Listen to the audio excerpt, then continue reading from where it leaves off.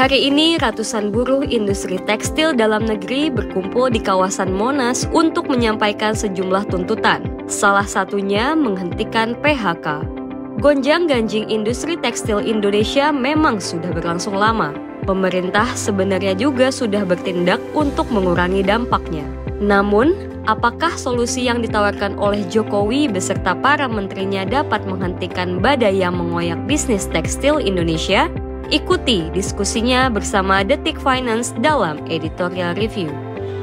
Sementara itu, untuk membahas lebih lanjut tentang temuan kasus kecurangan PPDB di Semarang, Indonesia Detik ini akan mengonfirmasi langsung perkembangannya kepada Kepala Perwakilan Ombudsman RI Perwakilan Jawa Tengah.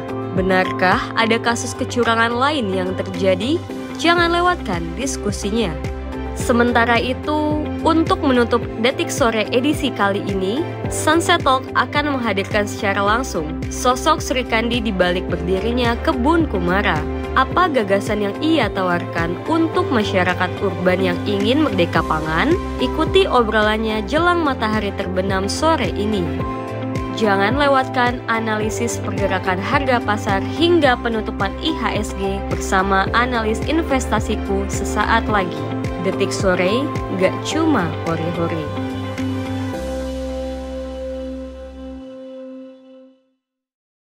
Hai guys, selamat sore. Welcome back to Detik Sore. Gak cuma hore-hore. Mohon maaf ya, itu udah dalam jangkauan tangan gue ya. Takutnya lupa ada. Oh iya, oke, gue udah gak cuma. Iya. Gak Udah- cuma nih. Udah minum belum guys sore-sore gini? Ih, sebel Biasa nih. kalau lagi sore-sore gini Sain. suka serak maksudnya gitu. Soalnya kayak Jangan kemarin lupa nanti minum. sudah semangat, tahu-tahu pas mau menyapa langsung kayak batuk Pak Haji. Makanya minum. Gue mau kasih Ibu-ibu. mungkin lo udah tahu juga sih ini biar Edo bersemangat nih hari ini. Ada apa? Naik gaji? Bonus? Tadi ada gosip-gosip apa sih di belakang? Tadi bilang katanya ada sesuatu. Iya, jadi sebentar lagi pabrik ini akan tutup.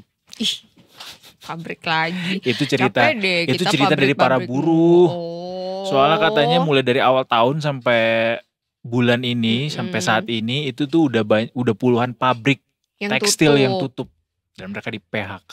Tapi sebelum kita bahas pabrik, nih gue mau bahas satu yang kayaknya bikin Edo seneng. Apa? Pasti tahu dong. Takut lagi. Gue selalu takut kalau mendengar kabar dari seorang Anita Maya sih jujur. Apalagi gue kalau Edo udah ngasih tahu, gue lebih takut lagi kayaknya nih ya. Tahu kan mugshot dari Justin Timberlake waktu Tahu. ketangkep kemarin? Ternyata dijadikan inspirasi karya seni di Kok gue New belum- York. Kok gue belum tahu ini? Sorry banget, kenapa gue makanya, belum tahu ini? Lo Wallipop lo bisa baca di Wallipop. Serius? Serius Gimana nih gue karya bacain seninya? ya.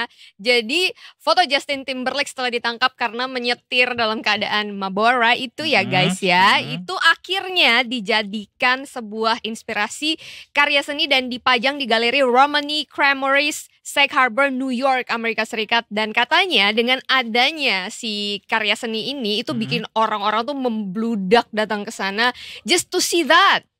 Told ya, my man is the best. Apapun yang Kamera kita dilakukan. kenapa jadi tiba-tiba gitu tadi ya? Iya, itu salah kan orang-orang di MCR ya. Tapi pada akhirnya membawa dampak positif kan? Betul, nama senimannya adalah Godfrey Loman. Meski gue tidak membenarkan ya tindakan mengendarai kendaraan dalam kondisi mabuk, no way, never ever do that gitu. Tapi yang jadi inspirasi itu adalah wajahnya, mugshotnya dia itu Ya. kan memang nggak kelihatan, nggak kayak Justin yang kita kenal seperti biasa ketika tampil di publik kan dia selalu dengan mode Dengan atau pose setelan dia yang- sebagai seorang artis gitu Ya. kan, sebagai pop star gitu. Tapi ketika mugshot itu beredar orang-orang kayak oke, he's just human man, ya kan? Benar. Jadi Begitu. bikin lukisan gitu ya jadinya ya. Ada lukisannya nih lukisannya tuh.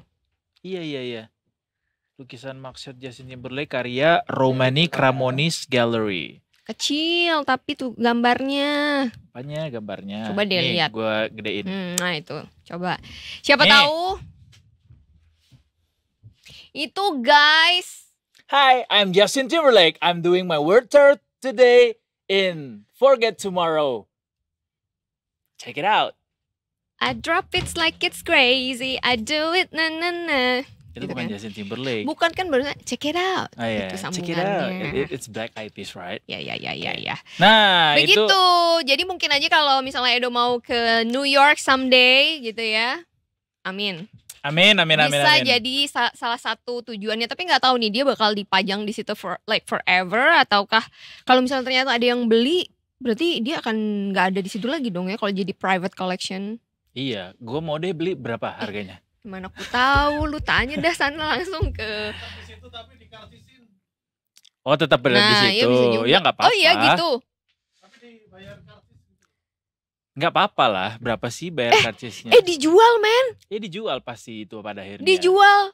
Murah cuma 8,5 juta rupiah masa? Serius? 520.000 US dollar. Tapi kalau masuk ke Indonesia itu jadi berkali-kali lipat. Ah serius? Dikenakan bea masuk kan soalnya. Iya juga sih ya.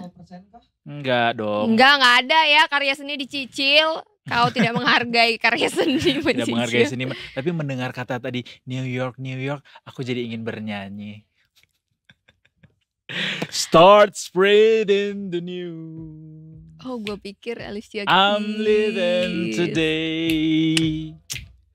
I want to be a part of it. New York. Berasa Frank Sinatra kan kita kan jadinya. Kok ada lagunya? Itu. Wah, aku takut apakah itu fungsi dari AI? Kalau dia mendengar orang bernyanyi dia akan langsung mengiringi. Enggak ya, Bukan ini ya? tiba-tiba 20 detik muncul That's gitu. too much. Tapi bicara soal PHK tadi disampaikan di awal, ini mudah-mudahan jadi satu implikasi bahwa easy come easy go. Gue bukan mau nyanyi lagi easy come easy go, that's just how we feel. Bukan. Kan ada pepatah kan katanya kalau ada yang meninggal berarti ada yang lahir juga, ada yang pergi, ada yang iya, datang. Sesimpel kayak ada Hilang, kelahiran, ada ya, kematian ya. lah ya gitu ya, yin and yang and everything's Betul. balance gitu. Nah ini juga kalau misalnya industri tekstil sekarang sedang berdarah-darah dan banyak yang di PHK, mudah-mudahan ada industri lain yang tumbuh sehingga akhirnya bisa menyerap apa yang di PHK ini, pekerja industri yang di PHK ini. Ya. Kayak misalnya industri baterai listrik atau kendaraan listrik yang saat ini sudah diresmikan proyek baterai listrik Indonesia garapan Hyundai dengan nilai investasi 160 triliun rupiah. Selamat Anda masuk ke babak selanjutnya. Yeay. Jadi ini fasilitasnya sudah dibangun sama LG dan Hyundai dalam bentuk perusahaan PT Hyundai LG Indonesia, Detikers, diresmikan sama Pak Jokowi langsung dan dikatakan ini adalah ekosistem baterai listrik terintegrasi yang investasinya mencapai 160 triliun rupiah. Pabrik ini bakal melengkapi ekosistem kendaraan listrik Hyundai di Indonesia dan perusahaan ini juga telah punya pabrik motor listriknya sendiri di Indonesia. Oh, motor listriknya juga udah ada. Sudah ada. Boleh kita coba. Kemarin kita habis ngobrolin ya motor listrik itu menarik gak sih di Indonesia atau banyak gak sih peminatnya di Indonesia. Tapi kalau udah ada ternyata pabriknya mungkin ini motornya sudah ada atau baru Motornya pabrik sih sudah baterainya ada harusnya. di sini. Sudah. Ada. Oh. Cuma kayaknya Hyundai nggak tahu ya, correct me if I'm wrong. Apakah Ya, Hyundai aku dapat mau- yang subsidi? Aku mau korek kamu. Apa yang mau dikorek dari aku? It's not Hyundai. Takut nanti aja ya di belakang layar. It's not Hyundai ya. Oke. Ya itu kalau misalnya apakah dia dapat subsidi dari pemerintah yang ada subsidi beli kendaraan motor listrik itu apa enggak, itu harus dicek lagi sih. Oke. Tapi dia punya pabriknya. Nih ngomong-ngomong soal pabrik atau apa ya, produk dari luar begitu ya. Ini kan bisa dikatakan produk dari luar ya. Semoga saja dengan adanya pabrik di sini bisa menyerap tenaga Investasi kerja, dari luar. investasi dari luar dan juga ya menguntungkan lah bagi kita di Indonesia ini gitu ya. Nah, ada juga nih soal produk dari luar juga, yaitu produk China yang katanya kalau masuk ke Indonesia itu mau dipajaki 200% guys. Itu hoax tahu katanya. Jadi Nah ini aku bacain ya. Hmm. Jadi Kemenperin ini sudah mengklarifikasi soal produk China yang mau dipajaki atau dikenakan pajak sebesar 200%. Jadi Kemenperin ini jadi sudah memberikan penjelasan tentang hasil rapat terbatas internal yang dipimpin oleh Pak Presiden Joko Widodo pada hari Selasa kemarin, dan disebutkan rapat itu tidak membicarakan tentang rencana penanganan bea masuk hingga 200% pada barang-barang dari China atau asal China. Jadi juru bicara Kemenperin Febri Henry Antoni Arif mengatakan rapat umum tersebut murni membahas tentang ekosistem kesehatan Indonesia termasuk industri kesehatan dan tidak ada membahas isu lain. Nah ini untuk meluruskan pemberitaan yang mengutip bahwa Kemenperin ini akan mengenakan atau memberikan pajak sebesar 200% terhadap barang-barang yang berasal dari China gitu. Karena pasti kalau misalnya ada kebijakan baru ya pasti ada pro dan kontranya ya Do ya. Betul. Ini muncul karena ini di satu sisi ada kebijakan pemerintah yang mau dikeluarkan soal bea masuk anti dumping. Jadi untuk program barang-barang yang kategorinya dumping ini alias yang barangnya itu dijual di dalam negeri di sini tuh lebih murah daripada di negara asalnya, itu mau dikenakan bea masuk gitu tambahan. Nah mungkin itu jadinya orang berspekulasi ke situ. Tapi tidak menjawab pertanyaan pada akhirnya ya disampaikan oleh Kemenperin. Jadi yang dijawab ini seputar isi rapat relaksasi perpajakan industri kesehatan dan tidak menjawab pertanyaan terkait rencana pengenaan bea masuk produk impor 200%.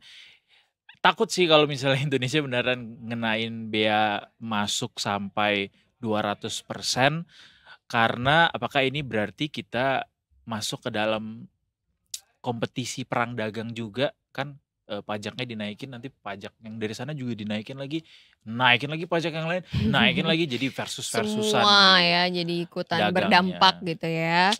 Oke, dampak dari yang kemarin Mbak Sheryl bahas soal prediksi dari IHSG hari ini juga sepertinya aku lupa kemarin Mbak Sheryl bilang kayaknya hari ini akan dibuka melemah gitu ya. Konsolidasi melemah. Ada konsolidasi. Tapi ternyata hari ini dibuka di zona hijau loh.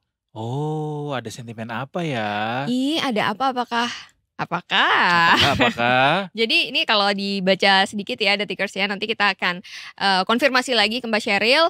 Di IHSG ini bertambah ternyata 20 poin, 0,28% ke level 7.145 gitu. Jadi di level tertingginya 7.160, terendahnya 7.139, dan ada sebanyak 171 saham yang menguat, 130 turun, dan 199 stagnan.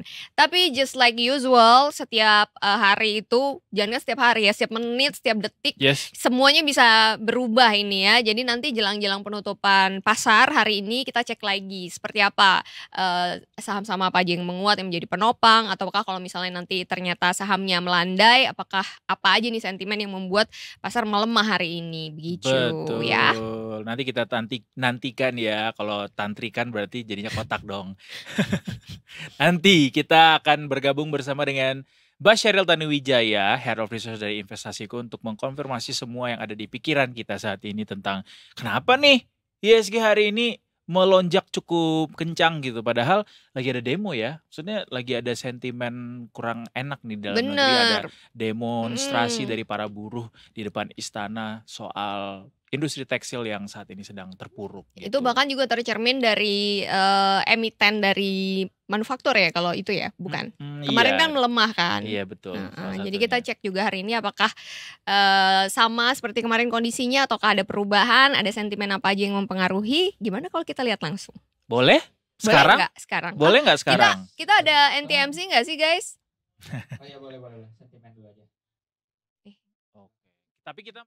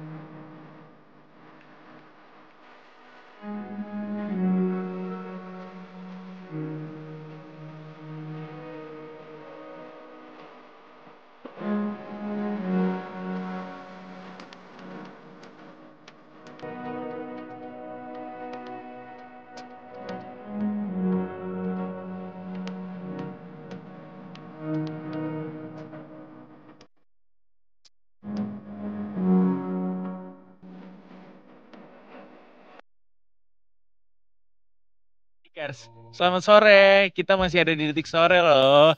Gak cuma hore-hore. Coba saya mau tanya ke Detikers semua. What is the definition of pick me, girl? Lagian Edo tuh kayaknya agak salah mengartikan arti pick me itu. Pick me tuh kayak genit tapi pura-pura gak genit kan? Ya bukan cuman genit aja. Is it the vibes or the Ya, gesture? tapi itu nggak cuman genit aja, apapun gitu. Kayak misalnya contoh, misalnya gini, kalian kok bisa sih makeup kayak gitu? Aku tuh natural aja, aku tuh pakai bedak bayi, padahal mukanya penuh makeup gitu. Iya. Ini bukan cuman genit doang. Iya, tapi salah satunya genit kan, ada juga. Iya, sifat ya, itu Ya. termasuk sifat. Iya kan? Merendah tuh, ya itu kan. Iya, kalau misalnya gue tadi kayak Itu belum terlalu ya. lu bilang gue pick me, kenapa orang gue begini doang? Coba Detikers, Iya, tapi one of the definition of maksudnya bukan of gue the kalau definition. dibilang gue centil, iya, gue mengakui gue centil, iya. Tapi centil saja tidak cukup untuk mendefinisikan seorang pick me. Iya, bukan. bukan masalah sifatnya, bukan masalah centilnya. Detikers Baik. tolong bantuin aku dong, jelasin ke Edo dong, pick me itu apa? Terus aku dikatain pick Ini me. nih cewek pick me nih depan Tuh kita. kan, tuh. Iya, aku mengakui tahu kalau dibilang, centil banget lo, emang gue centil. Tapi gitu. lo pick me enggak? Iya, kadang-kadang. Tuh kan? Nah, bener berarti mendiagnosisnya. Coba kita tanya sama Mbak Sheryl. Nih, orangnya udah ada di sini nih. Gak usah kita tanya IHSG hari ini. Kita tanya apa Lupakan. definisi dari pick me. Walaupun beliau tadi sudah titip pertanyaan tadi. Halo Iya, Mbak Kak. Sheryl. Halo, selamat sore Selamat Mbak sore. Mai, Mas dan teman-teman. Hampir mau dibilang kawan Visto, kebiasaan di YouTube. Oh, sebutannya kawan Visto. Iya. Nggak Udah apa-apa, jadi selamat YouTuber. sore juga kawan Visto. Oh, iya. Udah jadi YouTuber sekarang dia. Bukan. Biasanya punya temen. Nah itu tuh, pick me tuh barusan. Ya Mbak Sheryl udah jadi YouTuber. Bukan. Oh gitu. Kalau YouTuber kan udah full Oke, time, nggak Nggak, kerja ngapa-ngapain bercanda. lagi. Iya, Bercanda Mbak Sheryl. Klarifikasi, kalau aku bukan fake me juga. Kita kalau dikatain ngaku ya. Iya. Kita udah tua ya. Terus kita kita mengomentari sesuatu yang tua. Berarti kita seumuran. Iya, kita seumuran gitu kan. Kita nggak pikiran, Mbak. Oh iya, tahu gua. Apa? Jadi dia merasa dia tuh beda sama yang lain. Iya, makanya kayak tadi itu contohnya. Iya. Ngerti gak? Iya. Oke. Jadi jangan asal ngatain orang pick me. Oke, enggak. Enggak. Tapi itu salah satunya. Ya udahlah, kita langsung ke ISG aja. Pusing saya ngurusin ini definisi pick me ini. Mendingan kita ini happy sama Mbak Sheryl karena hari Iya ini nih. investor lagi pada happy. Hijau Gara-gara semuanya. hijau royo-royo. Tapi kalau nggak salah kemarin pas penutupan Mbak Sheryl ngasih prediksi sedikit hari ini akan terjadi konsolidasi, melemah atau seperti apa gitu. Kayaknya agak berbeda nih Mbak Sheryl ya. Iya, karena gini, semalam ada kabar baik nih dari komentarnya Opa Jerome Powell ya. Oke. Dimana komentarnya itu bahkan berhasil membawa indeks Nasdaq, indeks teknologi di Amerika ini hampir mencapai level tertinggi sepanjang sejarahnya, kayak gitu.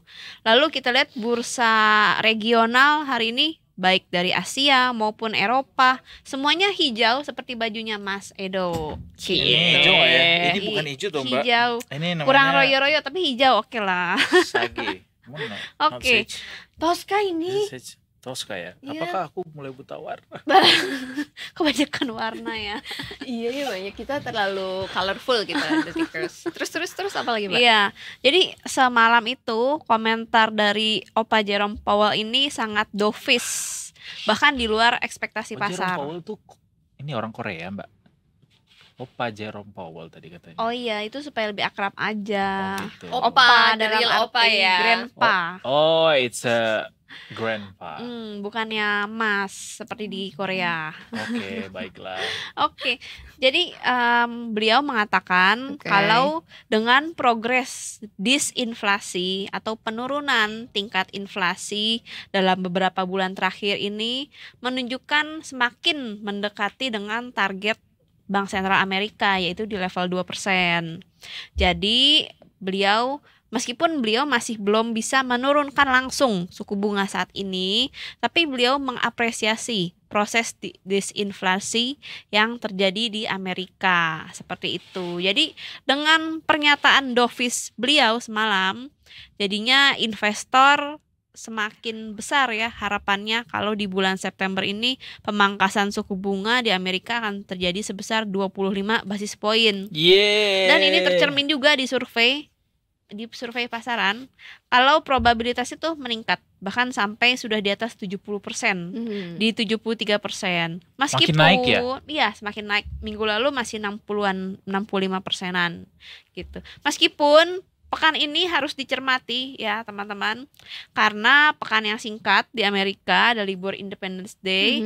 Bahkan hari ini market di Amerika tuh hanya buka separuh hari, dia jadi tutup di sesi ke-1. Setengah hari aja ya. Pulang cepet dong Pulang mereka. cepet gitu. Nah juga lalu ditaburi juga nih pekan ini sama banyak data PMI manufaktur, aktivitas bisnis, sama data tenaga kerja yang paling di highlight di akhir pekan ini atau di hari Jumat kayak gitu. Oke, kenapa ada silence? Oke, Mbak Sharon udah jam 4 ya, lebih 1. Mungkin kita bisa langsung bahas aja nih ya. Hari ini penutupan ternyata menguat hari ini ya. Menguat 1,01%. Menguat lagi. Betul sekali. Mantap. Ditutup. Ini sudah final atau belum nih kayak begini nih? Udah. 7.196 ya.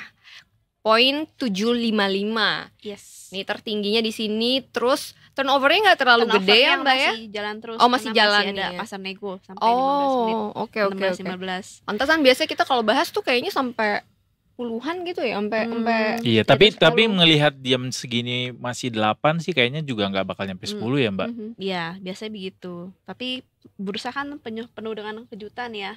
Tapi yang pasti kita jadi parameter ya di ininya sih, di indeks IHSG-nya. Yang nggak akan berubah terlalu signifikan kalau udah jam 4 Betul. di 7.196 tadi. Ya, nah udah balik nih internetnya. Oke, penguatan penguatan terjadi karena apa nih Mbak yang mempengaruhi? Oke, oh ya, kalau dicermati ternyata nggak semua bursa regional loh hari ini yang menguat. Ternyata China ini sendirian nih melemah 0,49%. Nah, jadi kita lihat sentimennya nih dari China hari ini ada data PMI atau parameter dari aktivitas bisnis di China yang masih ekspansif sebenarnya selama 18 bulan berturut-turut PMI-nya, aktivitas manufakturnya, tapi kenaikannya ini yang terendah. Lambat ya? Iya, yang terendah dalam 8 bulan terakhir. Jadi pelaku pasarnya semakin was-was. Atau mungkin ada pengaruh ya dari rencana pemerintah kita menerapkan tarif impor sampai 200%. Nge-bridging sendiri loh beliau. Soalnya Mandiri anaknya sekarang. Soalnya dia udah pesan sama kita tadi, tapi kita kayak masih Iya. Oh, itu saling bukan membantu kan kita. Terima kasih Mas Jerry. Dari awal kayak gitu. Enggak kan, Sudah it adaptasi. takes time loh Kak main Iya, begitu sayang. loh. Ini soal gosip 200% itu benar emangnya? Bukannya masih gosip ya? Nah, sebenarnya bukan gosip juga ya, tapi memang di akhir pekan lalu memang sempat kok ada komentar dari Kementerian Perdagangan ya soal rencana. Baru rencana sih memang, tapi memang mungkin market melihatnya sebagai sesuatu yang wah udah pasti terjadi nih. Udah jadi sentimen gitu ya. Iya. Padahal udah ada statementnya juga kalau kemarin rapat Baru internalnya rencana. juga nggak ada ngebahas itu Iya. gitu kan. Berarti ini berita ini akhirnya mencuat itu karena apa Mbak? Dari ada berita apa atau ada sesuatu yang terjadi? Kalau kita perhatikan hari ini mencuat lagi ya karena ada komentar juga nih dari Komisi 6 DPR terkait memperingati kalau pemerintah harus berhati-hati terhadap rencananya untuk menerapkan tarif bea masuk barang China sebesar 200%. Karena kan kita tahu sebenarnya nggak semua industri itu bisa dipukul rata untuk dinaikkan tarif impornya sampai 200% gitu. Mungkin memang yang paling berdampak kurang baik untuk ekonomi kita ya dari industri tekstil ya. Karena persaingannya amat ketat dengan masuknya bahan-bahan tekstil, pakaian dari China. Tapi kan kalau dari industri yang lain seperti elektronik misalnya atau bahan baku itu kosmetik, dan itu kan kita masih banyak juga nih ketergantungan gitu sama China. gitu. Oke. Oke. Jadi itu cukup berpengaruh terhadap kondisi market pada akhirnya ternyata ya. Betul. Kita coba lihat ke besok atau hari ini sektor apa aja Mbak yang Oh iya, menguat dan secara juga sektoral. melemah. Iya. Ada yang melemah nggak di tengah penguatan yang sampai 1% ini? Oke, secara sektoral kita akan lihat ya siapa nih yang jadi top gainer menjadi penopang IHSG hingga menguat lebih dari 1%. Adalah Selamat kepada sektor transportasi lagi. Itu top gainer. Yes, 1,67%. Karena apa tuh Mbak bisa transportasi ini? Kita lihat memang sektor transportasi dalam sepekan terakhir seiring semakin memanasnya ya konflik di Timur Tengah, itu kan dikhawatirkan akan mengganggu jalur distribusi untuk perdagangan internasional. Jadi perusahaan-perusahaan yang biasanya logistik biasanya ya karena semakin besar tantangan untuk melintas, maka cost-nya yang dibayarkan atau yang diterima sama perusahaan tersebut akan semakin besar. Sehingga dengan cost yang semakin besar yang dia terima, artinya profitnya, marginnya akan lebih besar, seperti itu. Lalu sektor kedua, justru dengan adanya demo, sektor industrial hari ini menguat jadi runner up, menguat 1,64%. Yang ketiga, lagi-lagi energi. Ini konsisten nih, udah 3 hari berturut-turut masuk jadi top gainer. Energi hari ini menguat 1,33%. Seperti itu. Berarti yang lagi koreksi nggak ada? Yang Sektor koreksi ada. nggak ada? Oh, ada. Healthcare 0,3%, tapi tipis ya. Tipis tapi Lalu, lumayan sih ya di tengah penguatan tinggi ini. Financial melemah 0,11%. Kalau healthcare kita lihat memang ada rotasi sektor ya, karena dalam beberapa pekan lalu kan sudah manggung. Sekarang sentimennya lebih ke komoditas energi, transportasi, seperti itu. Industri juga ini surprisingly bisa menguat ya. Kita lihat industri ini ditopang sama ASII kalau nggak salah. Hari ini menguat hampir 1% ya, ASI. Aksi menguatnya sampai 1%. Astra Internasional. Oh, ASI, ditopang iya. sama UNTR 4,26%. Wih, menyala Astra Group. Yups, Astra Group juga. Jadi UNTR nih. transportasi ya yang merajai hari ini Mbak Sheryl. Kalau untuk besok kira-kira akan seperti apa Mbak Sheryl? Nah, kalau untuk besok ini nanti malam akan banyak nih rilis data ekonomi. Tapi sebelum itu jam 6 sore WIB nanti ini ada komentar dari anggota The Fed si John Williams nih. Akan berkomentar Nama ini ya petinju ya? Semoga- Oh itu John Hopkins. Sorry. Lanjutkan Mbak Sheryl. Lanjut Mbak. Semoga komentarnya juga mirip seperti Jerome Powell yang dovish ya, nggak ada komentar amin. yang hawkish. Lalu jam 7 malam nanti ada data tenaga kerja non pertanian, ada klaim pengangguran mingguan dari Amerika, lalu ada data PMI manufaktur, non manufaktur, dan inventory minyak mentah. Untuk besok kita cermati, kita lihat IHSG ada potensi profit taking ya, menguat masih terbatas, tapi targetnya kita lihat bisa ke level 7.220 dengan support kalaupun melemah akan ke level 7.150 seperti itu. Masih dalam rentang tinggi lah Masih ya. di atas level psikologis 7.100. 7.000-an lah, seperti itu. Meskipun ini kita lihat kalau secara harga ada resisten yang kuat nih di level 7.220, karena kalau kita lihat tren jangka menengahnya IHSG atau tren intermediate-nya IHSG lagi bentuk pola descending broadening wedge ya. Jadi ya harapannya Mbak? sih, jadi memang dalam tren turun, tapi lowernya atau alias supportnya ini cenderung melebar seperti itu. Itu tadi yang descending of the sun tadi. Yes, bukan Descending apa descending broadening wedge ya. Descending broadening Broad, wedge. iya. Nah, kalau kita perkirakan untuk jangka menengah, arah IHSG nih cenderung untuk menguat dengan pola seperti ini. Tapi harus melampaui dan closing secara harian di atas level 7.220 dulu. Baru bisa lanjut menguat lagi, seperti itu. Alright, walaupun pada saat ini secara year to date ISG masih dalam tren pelemahan ya levelnya, tapi mendekati 7.100, 7.200 ya semakin kecil koreksinya, mudah-mudahan bisa sampai akhir tahun melampaui ekspektasi yang sudah ditetapkan. Alright, Mbak Sheryl, Yes, terima kasih banyak sama-sama Mas. untuk selalu Mbak. hadir di Detik Sore menutup market bersama-sama dengan kami sambil menyongsong hari yang baru. Ada kata-kata bijak hari ini? Jangan lupa profit taking kali ya. Oh, itu adalah sebuah pengingat guys. Jangan kelamaan nunggunya. Karena biasanya kalau sudah profit, bahkan apalagi kalau sudah puluhan persen, sudah terhipnotis dengan layar laptop, layar handphone. Wah, langsung nih berbinar-binar.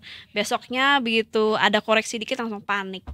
Jadi jangan lupa dijual kalau sudah cuan. Oh, kecenderungan orang tuh kalau misalnya ngelihat makin tinggi returnnya dia dapat, ditahan-tahan gitu Mbak.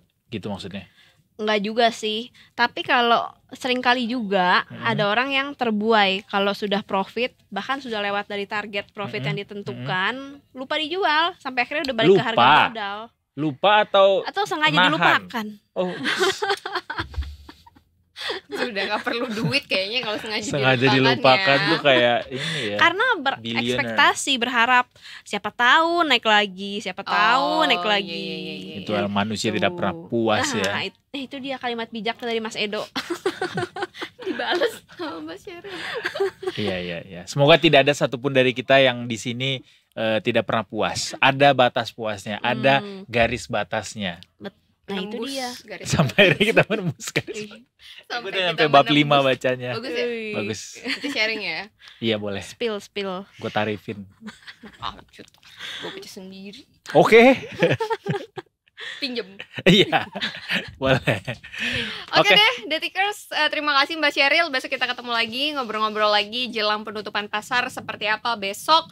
Jangan lupa terus nonton kita di Market Review. Pastinya kita masih punya beragam segmen menarik lagi sampai di jam 6 sore nanti. Tetap bersama kami di Detik Sore. Gak cuma Hore-hore. Hore-hore.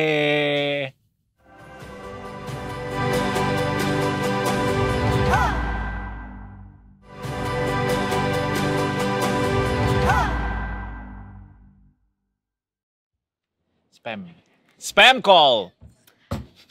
Kita masih di Detik Sore, Detikers. Detikers pernah belum ya tagline-nya. Lu mentang-mentang ada bos lu di sini jangan grogi dong. Enggak pernah grogi gua kalau ada siapapun di sini. Calm down. Enggak, kita tuh lagi menerima panggilan spam. Pernah menerima panggilan spam berapa kali dalam sehari? Ini rekornya Detikers. Lu lagi dapat itu kali, disuruh liputan itu. Apa? Tentang Hasyim Asy'ari yang barusan ada putusannya. Oh iya baru banget putusannya dibacain sama pengadilan. Coba cek mungkin dari bos lu. Padahal bosnya ada. Halo Pak Hasyim. Jadi hari ini, sore ini, detik ini kita akan bergabung dulu sama reporter kita di lapangan yang baru saja meliput hasil persidangan dari kasus asusila yang dilakukan oleh Hasyim Asy'ari. Dan sudah ditetapkan Hasyim Asy'ari dinyatakan bersalah dan diberhentikan. Begitu ya. Kita langsung bergabung sama reporter kita di lapangan. Namanya siapa, Mae? Namanya siapa ya tadi ya? Nanya lagi gue. Ivani. Ivani dong. Halo, kita menyapa Ivani Fauziah. Halo Ivani. Selamat sore. Halo, selamat sore Ivani. Ivani, seperti apa kondisi di sana pasca ditetapkannya atau sudah ada putusan nih bahwa Hasyim Asy'ari diberhentikan karena tindakan asusila? Ya, hari ini tadi DKPP menggelar sidang putusan dalam perkara dugaan tindak asusila yang dilakukan oleh Ketua KPU Hasyim Asy'ari terhadap salah satu anggota PPLN yang berada di wilayah Eropa. Dan tadi sidang berlangsung pukul 2 siang begitu waktu Indonesia Barat, dan hasilnya DKPP memutuskan menerima pengaduan pengadu untuk seluruhnya. Artinya Ketua KPU Hasyim Asy'ari terbukti bersalah melakukan tindak asusila dan DKPP memutuskan untuk memberhentikan Ketua KPU Hasyim Asy'ari. Dan tadi sidang sudah berlangsung, tadi juga korban sempat memberikan keterangannya begitu di depan media bahwa korban mengapresiasi apa yang telah diputuskan oleh DKPP gitu. Dan saat ini korban bersama dan kuasa hukumnya sudah meninggalkan DKPP. Oke, Ivani, selanjutnya agenda apa yang akan dilaksanakan? Sudah adakah informasi mengenai agenda selanjutnya pasca diberhentikan ini? Ya, rencananya hari ini KPU juga langsung akan menggelar konferensi pers begitu di KPU yang akan digelar rencananya pada pukul 16.30 waktu Indonesia Barat. Baik Ivani, untuk Pak Hasyim Asyarinya sendiri setelah diterima vonisnya ada memberikan respons nggak setelah vonis disampaikan oleh pengadilan? Ya, untuk sejauh ini Hasyim Asyari masih belum memberikan respon karena tadi pada saat sidang berlangsung Hasyim Asyari hadir secara online via Zoom meeting seperti itu, sehingga sidang hanya dihadiri oleh pengadu, korban dan juga kuasa hukumnya. Dari pihak teradu tidak hadir dalam sidang atau hadir dalam Zoom meeting, via Zoom meeting seperti itu. Ada dijelaskan nggak tadi pada saat sidang mengenai apa tindakan asusila yang dilakukan mungkin? Seperti apa? Ya, jadi Hasyim Asyari ini terbukti bersalah melakukan asusila, melakukan komunikasi yang cukup intens begitu dengan anggota PPLN yang berada di wilayah Eropa ini, seperti itu. Baik, itu delik aduannya ya pada akhirnya ya, dan akhirnya terbukti dan diberhentikan Hasyim Asyarinya. Tapi belum terkonfirmasi ya sampai saat ini ya Ivanka ya, kalau apakah Pak Hasyim akan melakukan banding atau seperti apa dari tim kuasa hukumnya? Ya betul sekali, masih belum terinformasi sampai saat ini bagaimana sikap Hasyim Asyari terhadap putusan DKPP sore ini. Kita masih menunggu bagaimana sikap dari teradu Ketua KPU Hasyim Asyari. Baik, terima kasih Ivani atas laporannya. Kita nantikan laporan-laporan selanjutnya. Barangkali ada yang bisa diupdate kembali, kita nantikan bersama. Terima kasih Ivani, selamat bertugas kembali. Terima kasih Ivani. Terima kasih. I'm sorry to misspell your name. Gue juga tadi, ya nggak apa-apa ya. Kita kenalan ya Ivani ya. Sering-sering makanya live di Detik Sore, kita tungguin live update-nya kan. Ya, kalau ini gue nggak boleh misspell sih. Bahaya gue kalau misspell ini. Adalah Angga Alia ZRF. Nggak, aku mau panggil Mas Angga aja deh. Yang akan menjadi narasumber kita sore ini selanjutnya di Editorial Review. Welcome to Detik Sore kembali, Mas Angga. Senang bisa kembali. Senang bisa kembali ya. Bagaimana komentar Anda, anak buah Anda ada di sini bukannya WFH gitu? Iya. Komentarnya ada, saya juga mau WFH dong. WFH tuh memang jadi ini kan, apa namanya? Sekarang jadi privilege. Strategi perusahaan untuk bisa mengurangi namanya beban di kantor. Tapi kalau jadi privilege berarti nggak semua orang bisa dapat. Itu dia, gue nggak bisa. Ya, Mas, ya? Tiap minggu ditanyain, pasti tiap hari ditanyain. Iya, tapi katanya, iya mungkin tuh strategi perusahaan, tapi kan nggak semuanya akhirnya bisa dapat. Iya, memang nggak semuanya, makanya dibilang strategi. Anita Mae. Kalau strategi itu kan harusnya kalau untuk menguntungkan perusahaan. Tidak semua strategi berlaku surut, dong. tidak. Kenapa kita jadi ngomongin internal sih? Kita mau ngomongin internal perusahaan lain ini justru. Kita nggak ngomongin WFH ini. Iya, ini bukan WFH lagi, bahkan sudah diberhentikan. Bahkan ada beberapa saudara-saudara kita yang udah nggak kerja gitu. Iya, kabarnya dari awal tahun sampai detik ini itu udah puluhan pabrik tekstil, Mas. Ini jadi kita mau ngomongin soal industri tekstil ya, Detikers, yang hari ini tuh para buruh melakukan unjuk rasa di depan istana menginginkan langkah tegas dari pemerintah untuk menyelamatkan yang namanya industri tekstil ini. Mungkin Mas Angga mau cerita dulu sebenarnya kondisi industri tekstil kita saat ini tuh separah apa? Ya, sebenarnya kan semuanya keterkaitan ya. Ekonomi global juga slow down. Di tengah slow down itu kan berarti permintaan atas produk tuh berkurang. Gitu kan. Jadi produksi kita tetap, negara lain juga produksi tetap, tapi yang beli makin dikit. Nah, sementara yang belinya makin dikit, kan produk jalan terus tuh. Ini mau dikemanain nih? Contoh lah misalnya gitu, negara Asia Tenggara berlomba-lomba jualan ke Eropa. Eropa mengurangi pembelian. Ada sisa dong. Nah, sisanya kemana? Ya akhirnya harus masuk nih, harus kejual. Larinya ke negara-negara lain yang nggak punya proteksi. termasuk kita. Jadi akhirnya yang impor-impor tuh makin banyak. Ketika terlalu banyak barang impor di kita, dan bisa jadi dia jualnya murah, makanya kan dumping kan, jual murah, ya kalah lah yang produksi dalam negeri dibanding sama yang dari luar, itu lebih murah yang dari luar. Berarti salah Karena orang beli yang sana. Berarti pemerintah bisa dibilang telat gitu untuk bisa mengantisipasi ini, kedatangan terlalu banyak produk impor tekstil. Bisa dibilang bukan telat ya, apa ya, nggak punya pengaman aja, nggak keprediksi bahwa negara lain akan melakukan dumping ke kita gitu. Jadi kalau proteksi kan ketika ini barangnya impor, berarti udah harus ditahan pakai, mungkin biaya impornya mahal atau izinnya gimana gitu. Ini karena belum punya, akhirnya masuk aja. Ya berarti telat bereaksi dong. Ya bolehlah bilang telat lah. Bereaksi ya. Karena kan maksudnya kondisi global atau industri tekstil sendiri kan harusnya sudah cukup lama kan? Harusnya bisa memprediksi lah. Bakal tahu gitu bahwa nih ke depan kita akan ini, tapi ya udahlah. Namanya juga yang penting ke depan gimana nih sekarang. Iya, gitu betul, itu yang perlu digarisbawahi sih. Jadi nggak berkutat di masalah itu terus yang kita ini ya. Karena setelah itu juga PR-nya jadi semakin banyak ya. Kalau misalnya para buruh dirumahkan begitu, akhirnya tenaga kerja yang dipulangkan atau diberhentikan ini kan juga harus ada yang menyerap begitu kan, lapangan pekerjaan. Terus kalau tadi Mas Angga juga sempat menyebut bahwa bagaimana nih, apakah mau diberikan pajak bagi barang-barang dari luar dan lain sebagainya. Nah, ini ada wacana atau ada berita juga gitu yang mencuat bahwa barang-barang atau produk-produk dari China itu akan dikenakan pajak sebesar 200%, Mas. Itu reaksi dari pemerintah. Jadi kan tanggal 25 Juni kemarin tuh Jokowi manggilin tuh semua Menteri Ekonomi ke istana. Khusus buat ngomongin ini. Nih gimana nih banyak PHK, nih gimana banyak serangan produk impor. Akhirnya muncul tuh ada wacana dari produk tekstil sampai baja, mau yang dari China itu mau dipajakin sampai 200%. Itu benar berarti. Walaupun Pak Menteri sempat ditanya terus tidak menjawab ya. Masih rencana sih. Jadi belum ketok palu lah. Karena kan maksudnya gini. Bisa jadi efektif, tapi kan perlu diingat juga pabrik kita juga banyak bahan bakunya dari luar juga. Betul. Dari China juga.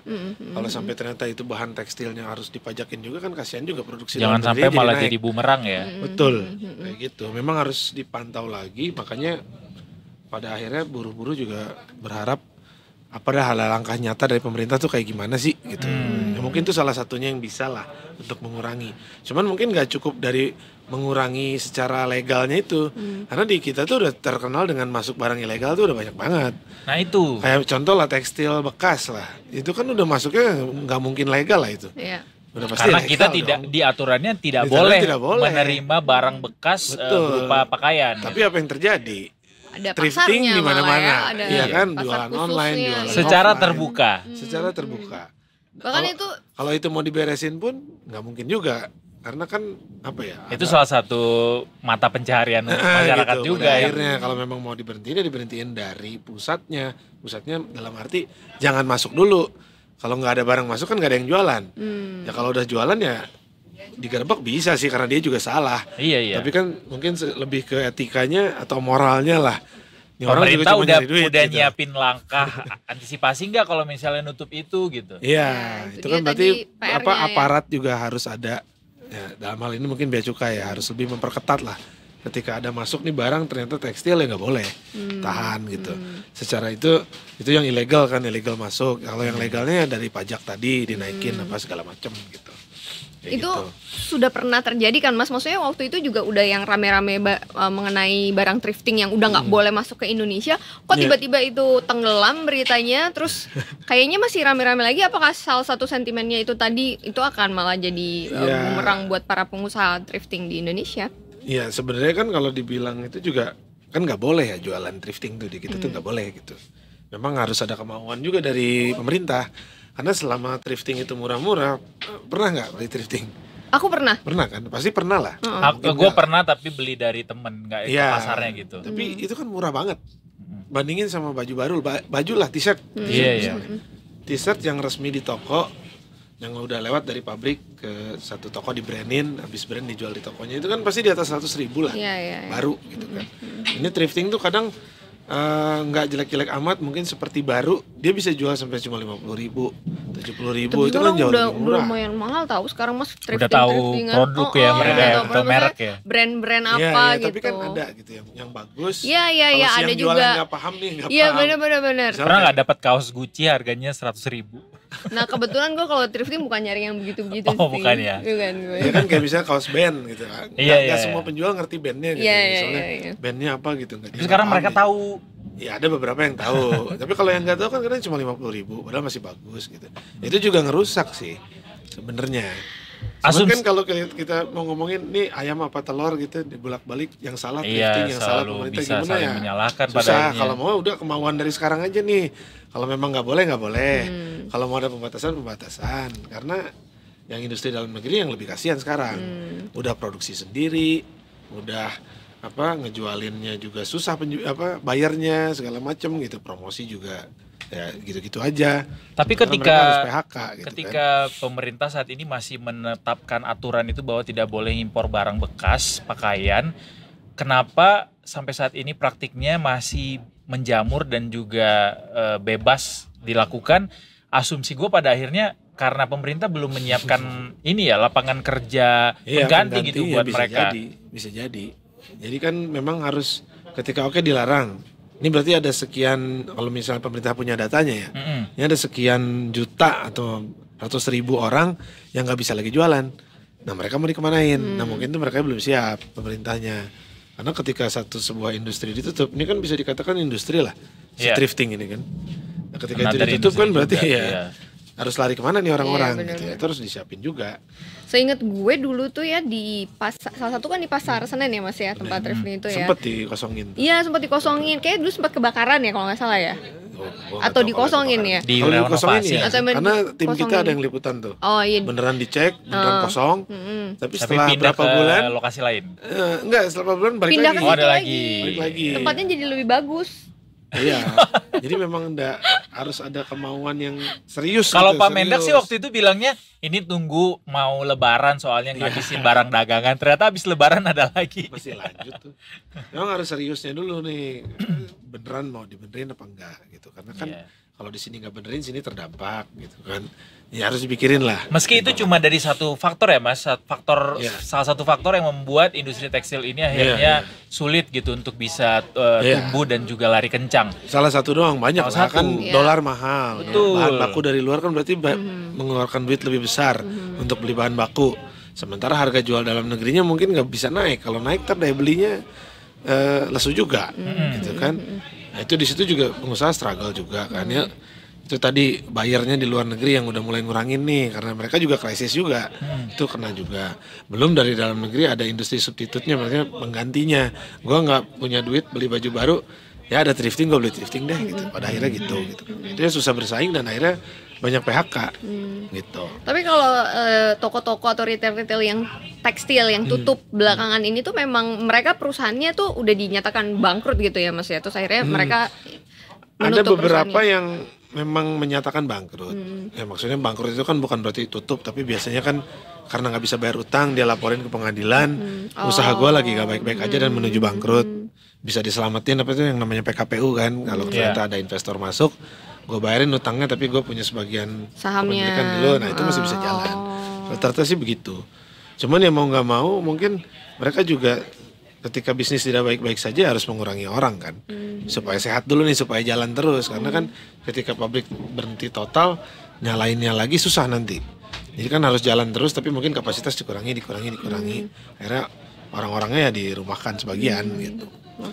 Pertanyaannya juga ketika industri tekstil sendiri kan sudah mulai ya dia tergabung dalam industri manufaktur yang memang sudah lama terasa goyangannya gitu mas. Pandemi mempercepat itu semua dan akhirnya sekarang nih jadi gunung es gitu pada bermunculan pabrik-pabrik yang tutup ini. Dari industri sudah ada respons belum mas atau mungkin dari pengusaha apa sebenarnya yang diinginkan sama industri untuk bisa dilakukan sama pemerintah gitu? Ada sih. Ini gue ngutipin aja ya. Asosiasi Produsen Serat dan Benang Filamen (APSIFI). Dia ada nih ya. Nah, namanya Redma Gita Wiraswasta. Alright. Ini masalah pertama ini yang harus diberesin adalah impor ilegal. Yang tadi itu yang Oh, itu ngomongin. yang pertama Itu pertama itu dulu katanya. Karena kalah saing dengan banjirnya produk-produk impor yang ilegal. Aduh, susah Iya, lagi tuh. itu yang susah. Karena itu kan Kemendak, Bea Cukai dan lain-lain lah. Itu banyak bahkan banget sampai ke kepolisian UKM dan dan lain. kreatif Betul. juga. Betul. Nah, itu nggak bisa pakai bea masuk yang tinggi itu atau pajak tinggi itu nggak bisa karena itu kan ilegal. Betul. Dia nyari celah masuk dari mana itu yang harus diberantas itu satu katanya. Terus habis itu revisi Permendak 8 tahun 2024 tentang kebijakan impor. Katanya itu ngimpor tuh agak susah dengan aturan itu. Impor Jadi bahan akhirnya bakunya nyari mereka, yang ilegal. Oh gitu. Daripada susah-susah udahlah ilegal aja. Gitu. Jadi memang harus ada relaksasi yang nggak terlalu rileks. Terlalu rileks juga salah juga nanti. Kebanyakan impor yang Over relax dipermudah gitu loh. Iya. Impornya terlalu mudah juga nggak bagus juga. Kasihan gitu. Jadi disuruh cari titik tengahnya ya, equilibriumnya. Terus apa lagi nih? Nah yang boleh impor direlaksasi itu yang bahan baku aja katanya. Bahan baku sama barang intermediate, barang setengah jadi. Jadi jangan barang jadinya. Iya. Ini kan si perusahaan tekstil ini butuh bahan. Nah ini aja yang dipermudah. Kayak misalnya beli kain atau beli bahan kimia yang buat nilon apa segala macam itu dipermudah. Biar tetap di sininya ada nilai tambah. Produksi ya. di sini kayak gitu. Nggak ada usulan untuk menaikin pajak impor tekstil atau barang dari luar yang berpotensi mengganggu Nah itu tadi sendiri. yang sampai 200%. Itu usulan dari pemerintah juga, pengusaha juga. Kalau dari pengusaha sih katanya mereka belum tahu berapa, cuman mungkin aja 200. Tapi itu dia bilang itu salah satu upaya aja. Nggak bisa kalau cuma pajak naik tapi yang ilegal-ilegal masih dibiarin masuk. Intinya tutup pintunya dulu buat yang ilegal, baru kita benahin dari dalam negeri. Gitu. Lo sama kayak banjir lah. Lo mau ngepel di dalam rumah, airnya masih masuk, ya. nggak bisa. Air lo tutup dulu. Sisa air yang di dalam lo keluarin dikit-dikit sambil dipel. Kalau sambil ngepel air tetap masuk ya percuma aja ngomong kosong doang gitu airnya.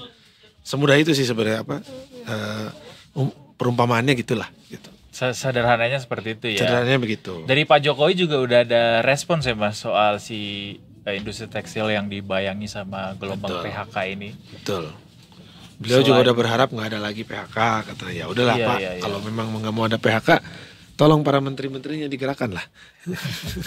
Jangan cuma wacana aja. Iya, udah Kasian rapat terbatas tertutup lah. Iya, kasihan juga ini rata-rata di Jawa Tengah kan. Jawa Tengah tuh udah UMP-nya kecil kena PHK lagi. Masa nggak kasihan banget ya? Apalagi sekarang juga ada aplikasi-aplikasi yang nggak tahu di Indonesia waktu itu yang Edo coba. Iya, yang belanja langsung dari pabriknya itu, dari luar negeri ada aplikasi tapi belum jadi dicoba sih. tapi bisa di-download kan? Bisa di-download di Play Store. Itu mungkin dari segi digitalnya juga harus diperkuat sama juga kesadaran masyarakat warganya sendiri sih. Memang orang Indonesia kan agak susah untuk menghargai produk dalam negeri. Masalahnya kita punya pilihan Mas, ya pasti akan masyarakat membeli yang lebih murah dan mudah diakses. Pasti. Fast fashion ya.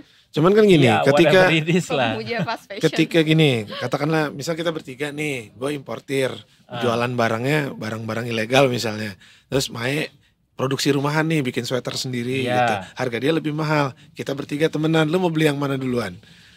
Harusnya bantu teman ke sini kan. Tapi karena lu orang Indonesia, biasanya di gua aja nih, gua lebih murah. Tapi kan tidak selalu bisa kita bantu teman gitu. Pasti nah itu dia. Step at a time. Tapi kan kalau kita as society yang namanya gotong royong, ketika lu lihat tetangga lu produksi sesuatu, ya lu belilah. Harusnya. Oke, saya akan berusaha membeli barang. Tapi kan tapi gue yang ngelihatnya juga emang orang Indonesia kan dari dulu juga begitu. Ketika lebih murah gue ambil aja. Apalagi lebih murah impor. Bisa sombong dong. Ini buatan Jepang, ini buatan mana? Gitu. Padahal nggak tahu bahan bakunya dari Jawa Tengah. Ketimbang buatan tetangga sendiri yang mungkin produk dalam negeri. Gitu. Nah itu juga agak susah. Gue kasih tahu cerita para pedagang baju bekas ini, khususnya nih buat masyarakat Batak. Kenapa? Kan banyak inang-inang Batak tuh yang jualan baju bekas. Itu tuh bisa sampai nyokolain anaknya S1, S2, S3 gitu dari jual baju bekas. Jadi maksudnya itu adalah sumber ekonomi yang cukup mumpuni untuk masyarakat kita, sehingga ya pada akhirnya solusinya pemerintah diminta cari jalan tengah sih. Ya itu dia kan kayak gitu nggak mungkin tiba-tiba lu nggak boleh jualan ya. Gitu. Terus gue harus jual apa dong? Gitu. Betul. Kan yang kayak gue tadi umpama tadi gue jualan baju, terus gue harus bikin sweater kayak Mai, kan gue gak punya skillnya juga. Gue harus apa nih gitu. Nah, itu ya tugasnya pemerintah. Apalagi sekarang kalau jualan kayak gitu tuh kita bisa beli, mereka ngambil langsung dari luar negeri. Nah kita nih misalnya mau beli juga ke mereka, itu bisa beli ya bal-balan gitu loh mas, yang karung-karungan gitu kan. Nggak perlu kita langsung ke luar negerinya, Itu tapi ini orang-orang yang bahkan udah ada ya, juga ada si kayak resellernya lah ya ada gitu di juga. sini. Makanya ini yang harus ditegasin sebenarnya. Itu mereka kok bisa masuk sih mas? Kan Kita tadi- kalau kontak siapa nih? Harus kontak siapa nih? Ya kita sudah tersambung dengan siapa nih? Itu ada orang dalam ya mas? Halo Pak Jokowi. Gitu. Maksudnya tapi itu pasti juga tidak tutup mata lah pemerintah atas fakta itu kan, sudah tahu pasti, cuma ya mungkin masih menanti gimana Banyak nih pihak juga solusi soalnya. selanjutnya ya. Atau mungkin dilimpahkan ke presiden baru, kita nggak tahu juga. Gak apa-apa nih sekalian cecek ke Pak Prabowo mungkin yang masih di rumah sakit. Masih di rumah sakit gak Pak Prabowo nih? Udah kayaknya Udah keluar ya. Tolonglah nanti mungkin Pak Prabowo dengan timnya. Mas Gibran yang mumpuni, Mas Gibran mungkin lebih paham. Mungkin Mas Gibran nanti ada nomor yang bisa langsung dihubungi kayak waktu di Solo kan ya, katanya ada nomor personal yang diposting di Twitter kan waktu itu. Ya, Kontak kita kesini. tunggulah gebrakannya nanti pemerintahan baru ini seperti apa gitu. Karena Nggak kebayang. Pak Jokowi kan cuma sampai Oktober nih, bentar lagi. Ya Udah kan? ada gosip belum mas? Menteri-menteri baru mas? Apa Gosip nih? dong. Beda-beda cerita lah, jangan di sini lah. Ini live kan? Iya dong. Jangan. Gak apa-apa, kita emang seringnya gosip di sini, apalagi kalau sama Red Pel. Oke, besok ya. Besok kita Lanjut bahas Ini ya, siapakah Menteri Keuangan Ekonomi selanjutnya. ya, Menteri Keuangan selanjutnya. Menkyu Itu kita aja yang paling ditunggu. Ditunggu-tunggu. Menkyu ya. bener sih. Itu Kayaknya pengaruh juga nanti ke sentimen ya. betul, Iya. pasti ke investor segala macam, market dan juga lain-lainnya. Oke. Oke. Terima kasih Mas Angga Sama-sama. untuk kehadirannya, obrolannya. Semoga mencerahkan. Semoga didengar juga sama Semoga pemerintah ya, didengarkan. dan stakeholder terkait. Masukannya mungkin belum terbaca di Detik Finance ya, ini kita dengerin di Detik Sore sekarang langsung. Oke, habis ini kita ada yang lainnya Detikers, masih ada sampai jam 6 nanti, masih ada Sunset Talk, masih ada Indonesia Detik ini juga nanti. Kita mau kemana? Pantengin aja pokoknya terus sama kita di sini. Cuma di Detik Sore. Gak cuma Ore ore.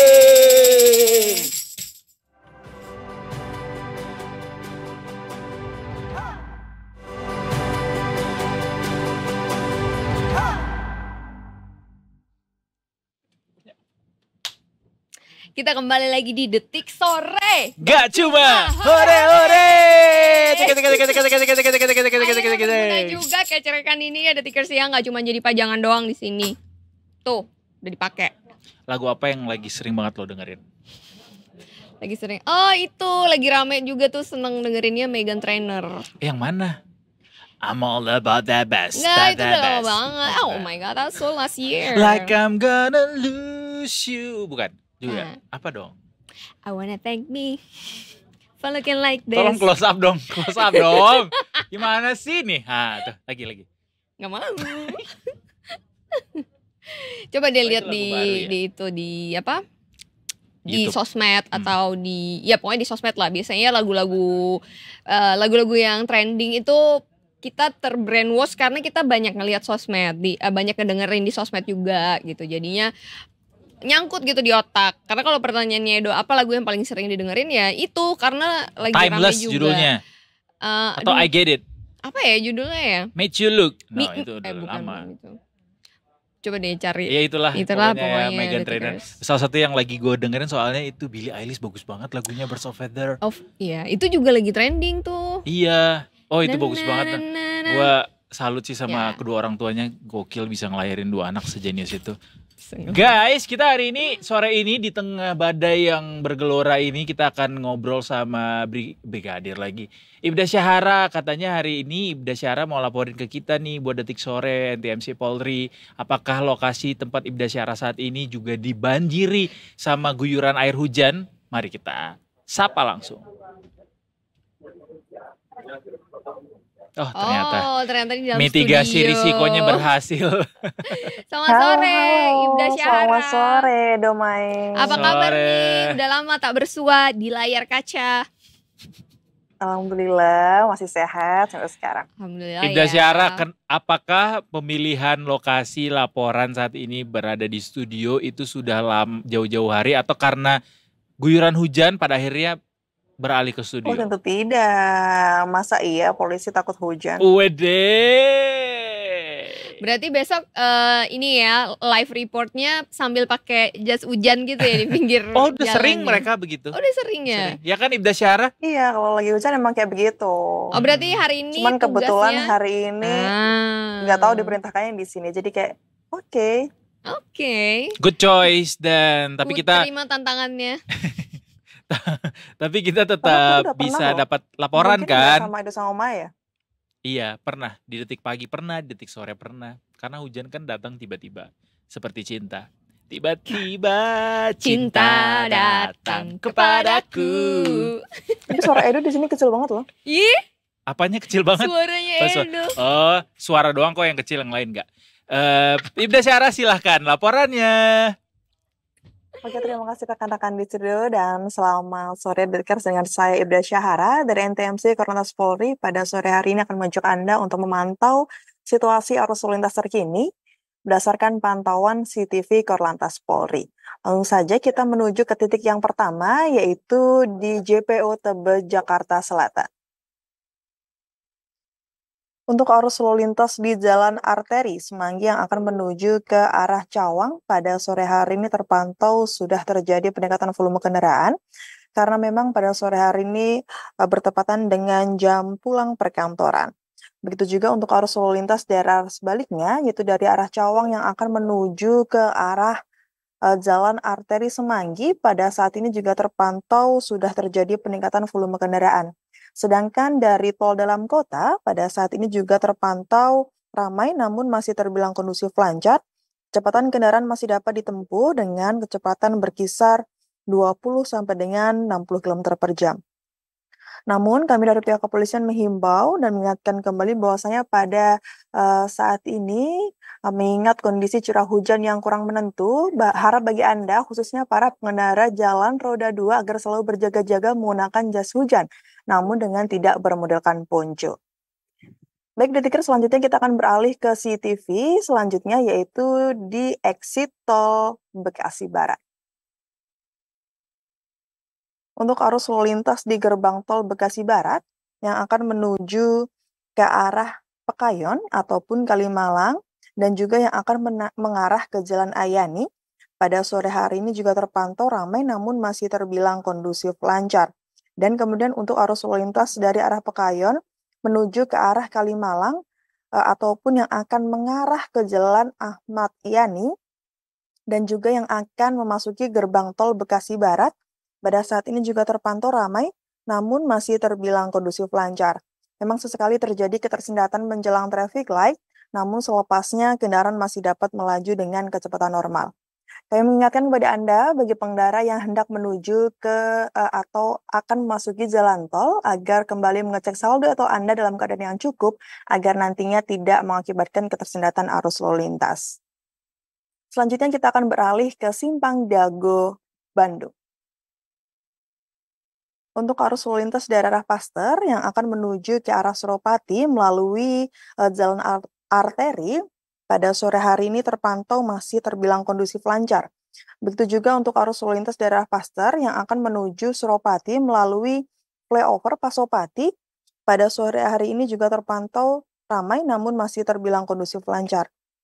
Dan pada sore hari ini di kawasan ini masih didominasi oleh kendaraan pribadi roda 2. Bagi Anda para pengendara roda 2 agar selalu menggunakan helm yang berstandar SNI demi keselamatan diri Anda pribadi maupun pengendara lainnya. Baik, Detikers, selanjutnya kita akan menuju ke CCTV Simpang Maya Tegal, Jawa Tengah. Untuk arus lalu lintas daerah Jakarta yang akan mengarah ke Semarang pada saat ini terpantau masih lengang. Dan kemudian untuk arus lalu lintas daerah Selawi yang akan menuju ke arah Semarang ataupun Tegal Kota pada sore hari ini juga terpantau masih terbilang kondusif lancar. Kami menghimbau kepada Anda, para pengendara, sebelum melakukan perjalanan harap kembali mengecek kondisi kendaraan Anda dalam keadaan yang baik dan pastikan surat-surat Anda dalam keadaan yang lengkap sebelum melakukan perjalanan. Dan Detikers, bagi Anda yang ingin mengetahui seputar informasi arus lalu lintas terkini, Anda bisa menghubungi layanan call center kami di 15669 ataupun di SMS Center di 9119. So, pelanggaran sub kecelakaan keselamatan untuk kemanusiaan, bisa tertib dan salam presisi. Demikian Ibda Syara melaporkan, kembali bersama dengan Edo dan Mai di studio. Silakan. Merci Ibda Syara. Terima kasih Ibda Syara. Dengan laporannya tadi ya, udah lihat Detikers jelang-jelang pulang kantor, kita sudah dapatkan laporan langsung dari layarnya Ibda Syahara di sana. Sangat satset melaporkan dari 5 titik. Terima kasih loh. Besok kita tunggu lagi ya. Oke, sampai jumpa. Baik, sampai jumpa juga. Selamat bertugas kembali Ibda Syahara. Bye-bye. Nggak mau bye-bye. Nih. Kalau aku chat ada yang mau nggak? Ada yang mau nggak? Ada yang marah nggak? Enggak, harusnya kalau dikasih dia langsung gini. Ya udah deh, bye-bye. Oh iya, ya udah bye-bye. Ya udah deh mau bye-bye. Sama ini kita nggak mau bye-bye, justru kita mau berjumpa dengan beliau karena di Semarang tuh lagi heboh sama orang-orang, kan sekarang lagi jelang masuk sekolah kan. Iya, pendaftaran. Siswa baru. Betul, ternyata ada ditemukan laporan ada yang menggunakan piagam palsu untuk bisa masuk lewat sistem pendaftaran PPDB ini di Jawa Tengah. Kita akan bergabung sama Ibu Siti Farida, Kepala Perwakilan Ombudsman Indonesia Perwakilan Jawa Tengah yang sudah menanti. Selamat sore Ibu Siti. Selamat sore Mas Edo, Mbak Mai. Selamat sore Ibu Siti, terima kasih sudah meluangkan waktunya bergabung bersama Detik Sore Ibu. Sama-sama, terima kasih juga kesempatannya. Iya, karena topik hari ini tuh memang lagi sangat ramai juga ya Bu ya, sangat ya ini perlu sekali kita bahas. Mungkin juga kita akan mendapatkan pencerahan juga nih tentang adanya temuan soal indikasi piagam palsu begitu ya di SMA 3 Semarang. Nah, ini memang adakah indikasi kecurangannya Bu, atau kalau mungkin ada unsur kesengajaan dan seperti apa? Mungkin bisa diceritakan dulu nih kondisinya di sana mengenai piagam palsu di SMA 3 Semarang ini, Ibu. Ya, jadi kami menyebutnya lebih pada piagam diduga bermasalah ya. Karena kan saat ini kita masih berproses untuk melakukan pemeriksaan ya Bu ya. Pemeriksaan ya, jadi piagam yang bermasalah. Dan kami mendapatkan informasi ini karena memang ada masyarakat yang melaporkan. Jadi itu bukan semata-mata temuan dari Ombudsman, tapi ada masyarakat, dalam hal ini orang tua dari calon peserta didik yang lain atau CPD yang melaporkan ke Ombudsman bahwa ada peserta PPDB yang menggunakan piagam yang diduga bermasalah. Nah, atas laporan tersebut, saat ini kami masih melakukan verifikasi dan pencermatan, dan kalau nanti memang diputuskan untuk dilakukan pemeriksaan, pasti kita akan melakukan telaah dokumen-dokumen terkait, akan meminta keterangan dari para pihak, dalam hal ini panitia PPDB, mungkin juga dinas pendidikan, ada juga rekan-rekan dari inspektorat, maupun dari dinas-dinas terkait yang memang memiliki keterangan signifikan terhadap masalah adanya piagam yang diduga palsu ini ya. Baik, Ibu Siti, kalau dari Ombudsman sendiri yang di Ombudsman Jawa Tengah, ada berapa banyak menerima aduan soal kecurangan-kecurangan seperti ini, Bu Siti? Ya, kalau aduan yang kita terima tidak selalu berhubungan dengan kecurangan ya, tapi misalnya memang ada hambatan aplikasi atau mungkin ada mendaftar di jalur zonasi atau di jalur prestasi atau jalur afirmasi, tapi terkendala sehingga temuan atau laporan yang kami terima tidak selalu berkaitan dengan kecurangan. Kita sampai saat ini sudah menerima 64 lebih ya, dan mungkin masih bertambah ya, mungkin sekitar 70-an yang kita terima, dan sebenarnya sebagian besar itu sudah terselesaikan. Nah, memang yang masih menjadi PR adalah tadi masalah aduan atau laporan terkait dengan piagam yang diduga kurang absah atau diduga bermasalah keabsahannya. Ini memang masih sekali lagi menjadi bahan pemeriksaan di kami, dan pada saat yang sama dari Inspektorat Provinsi Jawa Tengah juga sedang melakukan pemeriksaan, sehingga ada baiknya juga pasti kami bersinergi, kami berkolaborasi dengan Inspektorat untuk nanti betul-betul menghasilkan hasil pemeriksaan yang cermat dan terutama adalah objektif, independen, dan sebisa mungkin mendekati yang paling adil, sehingga kita sama-sama bisa menjaga integritas PPDB SMA SMK di Jawa Tengah. Atau kalau bisa diidentifikasi begitu Bu, sejauh ini ya paling banyak aduannya soal apa dalam PPDB ini di Jawa Tengah? Nah, kalau pada awal tahapan PPDB didominasi masalah teknis aplikasi, jadi misalnya login susah atau mungkin masa verifikasinya lama, jadi terkait dengan teknis kami sampaikan. Kemudian ada juga aduan masalah zonasi. Kita paham ya bahwa zonasi ini kan memang karena sekolahnya jumlahnya terbatas, tapi yang mau mendaftar banyak pasti akan ada kendala, tidak semua orang bisa tertampung. Memang ada masalah zonasi, lebih spesifik lagi ada masalah blank spot, yaitu daerah atau sebuah kecamatan yang di situ tidak ada SMA atau SMK negeri. Otomatis kan di dalam istilah PPDB masuk ke blank spot. Ini memang juga kami mendapatkan pengaduan. Nah, kemudian juga ada pengaduan terkait dengan persyaratan lama tinggal dari kartu keluarga. Karena hal yang baik, kami katakan hal baik dan progresif dari PPDB tahun ini adalah sudah ada filter bagi pihak-pihak yang merekayasa lama tinggal atau kartu keluarga.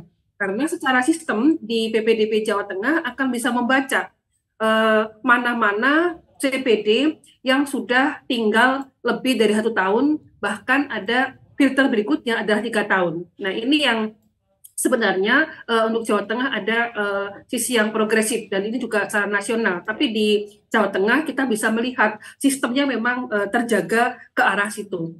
Kemudian juga ada sebagian aduan terkait dengan data miskin, siswa miskin dari afirmasi. Nah, ini bisa dipahami karena apa? Karena memang DTKS itu kan sifatnya dinamis ya. Jadi misalnya pada saat tertentu yang bersangkutan masih terdaftar di DTKS, tapi karena kondisi mungkin dianggap sudah mampu atau memang ada prioritas lain yang dimasukkan ke DTKS, akhirnya tidak masuk di DTKS, sehingga otomatis juga tidak bisa masuk ke jalur afirmasi atau jalur dari siswa tidak mampu. Ini memang juga kami terima laporan. Tapi khusus untuk siswa tidak mampu, kami sudah punya komitmen dengan Dinas Pendidikan bahwa semaksimal mungkin semua siswa yang betul-betul tidak mampu akan dicarikan, bahasa kami akan harus sekolah, tidak boleh putus sekolah. Meskipun memang ada effort yang dikeluarkan lebih, yaitu berupa beasiswa atau bantuan operasional dari Provinsi Jawa Tengah. Sehingga prinsip anak usia sekolah itu harus sekolah. Itu yang afirmasi. Kemudian terakhir, memang ini agak di akhir-akhir ya, ternyata muncul persoalan terkait dengan piagam yang bermasalah. Dan inilah yang saat ini masih kami selesaikan. Untuk yang substansi persoalan lainnya relatif sudah bisa diselesaikan. Tapi sekali lagi ini PR kami semuanya, dan semoga kita bersabar ya untuk menunggu kesimpulan dari pemeriksaan baik di Ombudsman maupun di Inspektorat Jawa Tengah. Oke, Ibu, dengan banyaknya kasus yang tadi sudah dilaporkan, kemudian sekarang juga sudah masuk proses pemeriksaan, sejauh ini sudah ada berapa orang yang diperiksa, Ibu?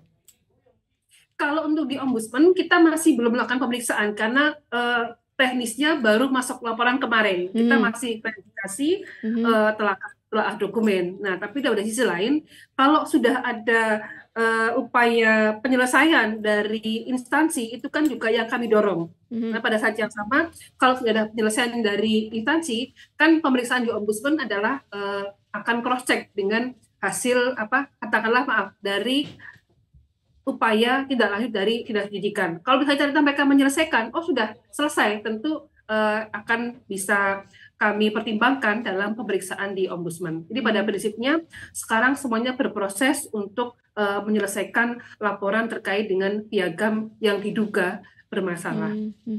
Sejauh ini apakah sudah ada dilakukan evaluasi Ibu dengan beragam laporan yang masuk? Ya, pasti. Kita dalam beberapa koordinasi dengan Dinas Pendidikan, juga dengan Inspektorat, memang ada poin-poin yang kita garis bawahi, terutama adalah sudah ada kesepakatan kita memang perlu melibatkan dinas terkait untuk memvalidasi atau meningkatkan kualitas verifikasi dari piagam-piagam yang dikeluarkan yang digunakan dalam PPDB ini, terutama untuk kejuaraan yang tidak berjenjang. Ini memang sudah menjadi komitmen dan ini menjadi pembelajaran bagi kita semua. Nah, hanya saja mungkin tadi perlu kami tekankan ya bahwa peserta PPDB ini kan anak-anak, ya secara hukum mereka adalah anak-anak di bawah usia 18 tahun. Sehingga penting juga kita bersama-sama memberikan perlindungan yang maksimal kepada semua anak ini. Apakah anak yang tadi katakanlah mendaftar dengan menggunakan piagam itu maupun anak-anak CPD yang lain. Jadi pada saat ini kita sama-sama calling down dan juga sama-sama memberikan perlindungan yang maksimal terhadap semua anak yang menjadi peserta PPDB ini. Oke, Bu, satu pertanyaan lagi, kalau soal piagam palsu ini sebelumnya pernah ada aduan juga kah apa di tahun-tahun sebelumnya atau baru tahun ini ada masuk aduan soal piagam palsu atau dugaan piagam palsu ini, Bu Siti? Ya, kami menyebutkan kembali piagam yang diduga bermasalah. Jadi kalau tahun-tahun sebelumnya sudah pernah ada dan itu penyelesaiannya juga lebih cepat ya. Jadi ketika itu memang ada pengaduan di Ombudsman, kemudian kami lakukan tidak lanjut pemeriksaan cepat ya karena memang sangat cepat tahapan PPDB ini. Nah, dari yang bersangkutan memilih mundur ketika itu. Jadi memilih mundur dan tidak menggunakan piagam tersebut. Piagam atau sertifikat yang diduga bermasalah. Ini memang pernah kejadian di tahun 2022 dan juga 2023. Dan yang menarik memang di Jawa Tengah ini bahwa pengawasan itu juga sudah dilakukan secara organik oleh masing-masing CPD. Jadi mereka bisa saja saling melaporkan sesama teman. Dan inilah yang perlu kami sampaikan kepada masyarakat bahwa sekarang semuanya sangat transparan sehingga monggo bersama-sama kita jaga integritas PPDB ini, termasuk para orang tua, termasuk juga mungkin para guru, dipastikan bahwa anak didiknya betul-betul menggunakan cara-cara yang berintegritas. Baik, Ibu Siti, terima kasih banyak atas informasinya. Semoga ini bisa jadi evaluasi bersama ya dari seluruh stakeholder untuk bisa memaksimalkan penerimaan PPDB ini bisa berlangsung dengan baik. Ya. Terima kasih banyak. Adil buat semuanya. Terima kasih Ibu Siti. Semoga lancar terus ininya Ibu ya dalam proses pemeriksaannya dan kita bisa mendapatkan hasil atau solusi yang terbaik bagi semuanya. Amin, terima kasih. Terima kasih Ibu Siti Farida, Kepala Perwakilan Ombudsman Republik Indonesia Perwakilan Jawa Tengah. Selamat bertugas kembali Bu Siti, terima kasih, bye. Itu tuh kalau PPDB emang banyak huru-haranya ya. Sampai saat ini memang kita kalau dengar obrolan dari orang tua yang ingin memasukkan anaknya, ada aja keluhan gitu maksudnya. Ada aja gitu, bahkan kalau baca-baca berita tuh lucu-lucu gitu kelakuan ibu-ibu ini. Ada yang ngitung langkah pakai meteran dari rumahnya ke sekolah, ada yang sampai pindah rumah, ada yang macam-macam lah gitu ya. Gitulah. Selamat berjuang ya guys, para orang tua. Ya itulah. Itu adalah bagian dari perjuangan. Ingat, perjuangan sekolah itu masih segini. Nanti di selanjutnya segini lagi. Namanya perjuangan hidup kan pasti dari levelnya dari yang rendah dulu, makin lama ya makin gitu besar. Tadi ada yang teriak gini, udah child free aja, child free orang BKKBN nyuruh lahirkan satu anak perempuan, satu keluarga. Biar apa? Supaya bertambah banyak populasi di negeri ini. Oh my god, apa orang-orang Indonesia pindah aja ke negara-negara yang membayar untuk melahirkan? Itu namanya Anita Mae, Detikers. Kamu tahu nggak sih di sosmed, terutama di TikTok, di Instagram juga itu ada satu tren yang menceritakan. Jadi orang-orang yang pindah negara dari Indonesia ke luar negeri, mereka bikin gimana kehidupan mereka di sana. But somehow ada vibes kayak mereka mendiskreditkan Indonesia gitu. Nah itu tuh Tahu gue nggak sih? senang tuh mendiskreditkan itu. Apapun yang keputusan lo ambil, jangan jadi diskreditin dong Indonesianya. Jadi Justru kayak jadi kayak kritik tapi membangun iya, gitu jadi ya. kayak membandingkan tapi merendahkan gitu iya ya. gitu gimana sih? Ini negaramu, anakku. Anakku. Kata Ibu Pertiwi begitu. Iya, baiklah, kalau Kan gitu. Ibu Pertiwi menangis gitu. Kulihat Ya udah Detikers, Ibu daripada kita Pertiwi menangis ikut menangis sama nyanyiannya Edo ya. sedang Mending kita break dulu aja. Let's take a break. hati. Terus mungkin mau ngeteh, ngopi, ngemil, bolehlah sedikit-sedikit. Karena nanti kita belum kemana-mana Detikers. Belum kemana-mana meskipun Masih ada. hujan badai We'll be kita right back. Tetap di lalui Detik Sare, nggak cuma hore-hore. bersama.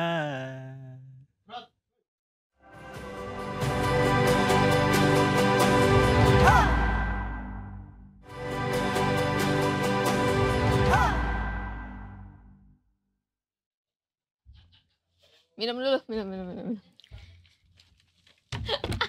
Beneran. Oh, become so numb, I can feel you there. Kayak vibes-nya Edo dari tadi pengen nyanyi ya. Kan udah makan. Iya, tadi saya bilang kalau gue lagi nyanyi berarti gue Artinya lagi lapar.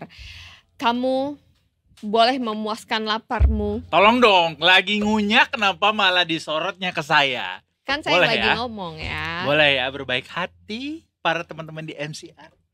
Silakan. Silakan ke Mae.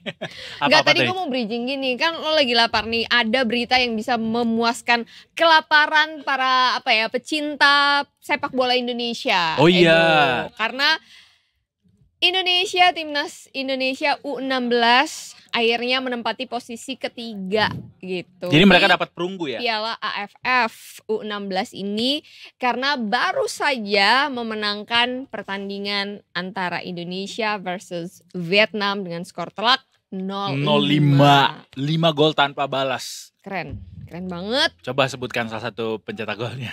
Saya baca dulu ya. Jujur gue belum ada yang tahu nama salah satu pemain under 16. Iya, karena mereka memang ya under 16 kan nggak banyak kompetisinya juga kan Iya. gitu. Belum Terus, ada klub juga kan? Iya, jadi Klub profesional. ya mungkin kita perlu banyak berkenalan juga nih Detikers sama betul. mereka. Karena mereka ini adalah calon-calon penerus timnas senior nih gitu kan. Dan memang banyak juga, di sini mostly adalah bukan naturalisasi lah intinya. Apa tuh Ini apa istilahnya? bukan, lo mah bikin PR. Di sini adalah generasi-generasi bangsa yang memang punya talenta gitu. Iya, I mean lawan kata Iya. dari naturalisasi apa? Gak usah dicari lawan katanya, Yaudah. kita pakai kata Pokoknya lain kalian aja. ngerti lah ya Detikers ya. Ya itu, begitu Suka Detikers. sendiri-sendiri Anda tuh. Ya udahlah. Iya kan nanya. Boleh nggak kita juga baca-baca komentar di Instagramnya Timnas Indonesia setelah mengumumkan kemenangan 5-0 ini, karena biasanya komentarnya lucu-lucu di sini. Coba baca apa aja komentarnya. Kita nggak lah ini dari Y Pratama. Kita nggak layak kalah dari Australia. Kita cuma kurang beruntung. Lumayan juara 3 juga. Semoga kedepannya jadi lebih baik lagi ya adik-adik, katanya gitu. Baik kakak. Ada juga nih yang bilang rival timnas sekarang Jepang, Korea, Australia. Karena kalahnya cuma dari Australia. Iya. Kalau lawan Vietnam doang mah Libas. sans aja gitu katanya. Goli kerasukan Jude Bellingham, bukan striker tapi naluri ngegolinya kelas nih goli nih. Salah satu yang sering banget di-mention. Bener-bener level kita bukan Asia lagi tuh kan, bener. Iya. Iya sih lagi. Justin said easy win ya. Vietnam sekarang bukan kelas kita lagi. Wak Torik aja 20 udah aja. Guys, udah ya. Men, di semua postingan gak cuma di Asli. Instagram doang, semuanya. Bisa aja gitu orang-orang nge-bridging ke situ lagi. Nggak pakai bridgingan bahkan. Tiba-tiba udah tahu belum Torik 2 bulan udah aja. Gak nyambung juga bodo amat, yang penting ada infonya. Cukup ya, tapi ya tren itu ya udahlah, pakai komentar yang lain lagi, udah berhenti aja trennya udah itu. Ih, dan tadi malam juga Euro seru banget loh. Sampai gue sakit leher Coba nonton. dong diceritakan keseruan nonton apa yang pertama, Portugal versus Enggak, gue nontonnya yang Belanda tadi malam jam 11. Oh, yang Belanda. Belanda, Rumania. Portugal mah ini 2 hari lalu ya. Ya yang Ronaldo gagal. Oh iya udah dia Iya. udah lolos. Portugal lolos penalti. Kemarin Belanda dan Austria, Turki dan Rumania. Ini sekarang yang tadi malam jam 11 Belanda Rumania. Di jam 11 jadi Belanda menang meyakinkan 3-0 atas Rumania nih The Tickers, dan memang kalau dilihat Belanda melawan tim kuda hitam ini udah si Rumania ini salah satu tim kuda hitam juga ya, selain ada Georgia yang akhirnya juga harus out, kemudian ada sebenarnya Austria juga dibilang tim kuda hitam juga ya, termasuk Turki juga. Nah ini Austria Turki juga itu seru banget. Kalau ngelihat Rumania sama Belanda itu ya memang permainan mereka udah kebaca bakalan keras gitu ya, main fisik dan lain sebagainya. Tapi ketika ngelihat pertandingan Austria versus Turki yang akhirnya dimenangkan oleh Turki, itu Turki Turki itu emang unggul 2-0, terus kemudian Austria bisa membalas 1 gol kan. Tapi ketika sudah gol itu sudah posisinya udah 2-1 nih, Austria tuh bener-bener penekanannya, ngepushnya tuh bener-bener total football. Gokil, gila banget. Dan akhirnya menurut gue ini Turki ini bisa menang karena defense-nya. Keren banget. Jadi bisa dibilang laga Austria versus Turki kemarin salah satu laga terbaik di Euro 2024. Ya belum bisa dibilang kayak gitu juga. Karena belum bisa dibandingin. Enggak, salah satu sampai saat ini gitu. Oh sampai saat ini ya gue gak nonton semuanya sih, to be honest ya. Gue gak nonton semuanya, tapi dari yang gue nonton ini adalah salah satu yang paling bagus gitu. Jadi seru. Austria ya harus mengakui keunggulan dari Turki yang akhirnya menang 2-1 dengan pertahanan Turki yang luar biasa. Shout out juga untuk kipernya, Mark something lah namanya, I don't remember. Mark Cuban? No. Mark ya, orang Mark Turki. Westlife? Mark ya. Begitu. Iya. Cool. Jadi selain daripada pertandingannya yang juga cukup seru, tadi kata Mae, juga pertandingan ini menciptakan rekor ya. Golnya Merih Demiral di menit pertama itu di menit 57 katanya adalah gol tercepat di babak knockout selama sejarah Euro. Ya bayangin aja menit 58, 59. 57. Ya itu. Mantan back Juventus tuh, tapi mantan sih. Gak apa-apa lah ya. Dijual. Oke, selain laga Indonesia versus Vietnam yang tadi berakhir 5-0, Timnas Under-16 juga Euro yang tadi malam berlangsung juga cukup sengit gitu ya dari dua-dua pertandingannya. Ini juga ada informasi yang cukup sengit untuk dikomentari oleh netizen soal imbauan dari BKKBN yang meminta satu pasangan di Indonesia punya 1 anak perempuan. Emosi nggak? Enggak juga sih. Pengen sih gue punya anak perempuan. Tapi kita harus baca dulu apa isi sebenarnya dari berita ini. Konteksnya seperti apa. Jadi katanya angka perkawinan di Indonesia itu merosot tajam. Dari semula rata-rata 2 juta pernikahan jadi cuma 1,5 sampai 1,7 juta dalam setahun. Hal ini juga berdampak pada angka kelahiran pada akhirnya yang secara nasional kini berada di 2,1. Dan akhirnya Kepala BKKBN Dr. Hasto Wardoyo khawatir dalam beberapa tahun ke depan ini angka kelahirannya terus menurun. Mengingat adanya pergeseran tujuan pernikahan yang awalnya didominasi prokreasi atau memiliki keturunan, sekarang nggak sedikit yang cuma jadi rekreasi. Pernikahan dari prokreasi jadi rekreasi. Ini ditegaskan juga perubahan persepsi di masyarakat tentang menikah ini tidak lagi wajib juga ikut berperan dalam penurunan tingkat kelahiran. Karenanya makanya diharapkan setiap wanita itu bisa melahirkan 1 anak perempuan. Makanya sekarang diimbau atau diharapkan satu keluarga bisa menghasilkan atau melahirkan 1 anak perempuan supaya makin banyak juga yang melahirkan nantinya. Gimana caranya kita membuat atau menentukan supaya anaknya yang lahir perempuan? Itu harusnya juga sekalian dikasih tahu tips and triknya ya. Sebenarnya kalau tips and trik banyak tuh, gimana caranya supaya anaknya laki perempuan. Iya dari makanan, misalnya kalau makanan kalau pengen anak laki banyak makan daging-dagingan apa segala macam gitu ya, banyak lah tipsnya. Tapi kan bisa jadi juga kalau misalnya dilakukan dengan proses bayi tabung. Oh ya, bisa dipilih. Iya, bisa di mana nih kromosom yang Betul. untuk bisa potensi untuk jadi anak cowok atau jadi anak cewek. Tapi ya it's very costly ya, bayi Very costly, tabung. tidak semua orang bisa meng-afford itu dan Mm-mm. sepertinya juga kita melampaui Tuhan ya kalau kita pinginnya perempuan gitu. Iya benar, padahal kan itu surprise jatuhnya kan, kayak Mm-mm. makanya ada baby shower dan lain sebagainya. Birthday Tapi gender reveal. gender reveal. Tapi ini juga kalau berbicara harus melahirkan anak perempuan, bukannya populasi perempuan di Indonesia atau I don't know di dunia Cukup banyak lebih kan. banyak daripada laki-laki, atau justru laki-laki lebih baik dari perempuan? Kayaknya Atau mungkin juga total fertility rate ini akhirnya menurun juga karena banyak orang yang belum ketemu jodohnya, The Tickers. eta Tah. Belum ketemu Eta. jodohnya aja gitu. Bantuin dong The Tickers gimana supaya si Eta dapat jodoh. si eta ini agak Sama, seimbang. hampir seimbang. Jadi kalau data dari statista.com ini mesti ini lagi recheck lagi 2024 itu katanya sekitar to date sampai di 26 Oktober 2023 itu 166 miliar kali ini ya. Oh ini di US doang. Sorry banget datanya belum dapat yang populasi dunia guys. Tapi di US lebih banyak cewek sedikit, unggul 3 digit. Harusnya balance dong ya. Maksudnya kalau misalnya ceweknya banyak, lakinya sedikit, terus ceweknya jadi susah dapet jodoh. Ya, tapi kan kita berebutan. tidak bisa mengatur itu. Yang ngatur itu semua yang di atas. Iya, tapi kalau secara logika kan kalau pengen semuanya bisa mereproduksi manusia lagi gitu kan, harus cowok cewek dong.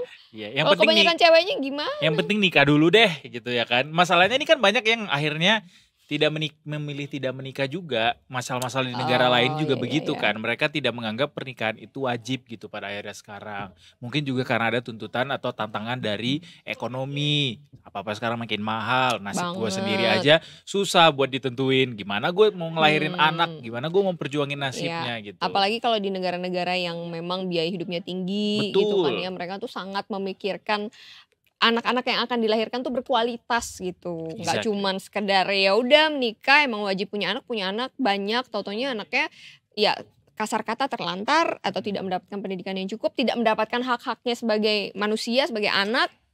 Gimana? Iya kan?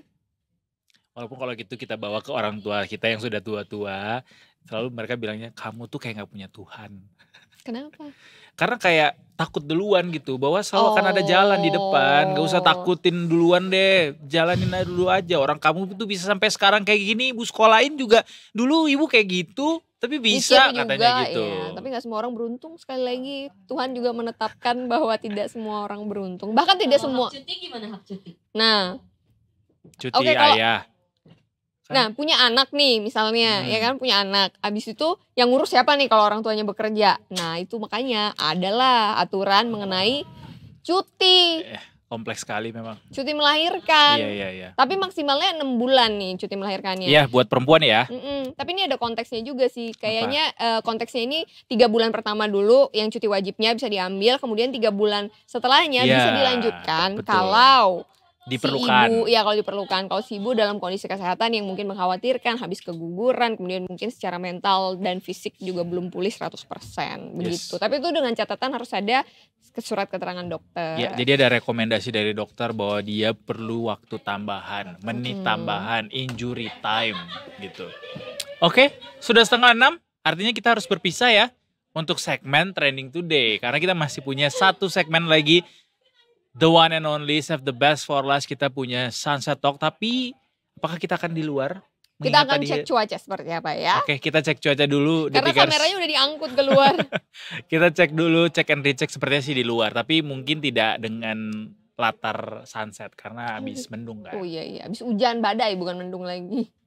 Hujan badai kita lalui bersama Detikers. Sesaat lagi cuma di Detik Sore. Enggak cuma hore-hore. We'll be right back.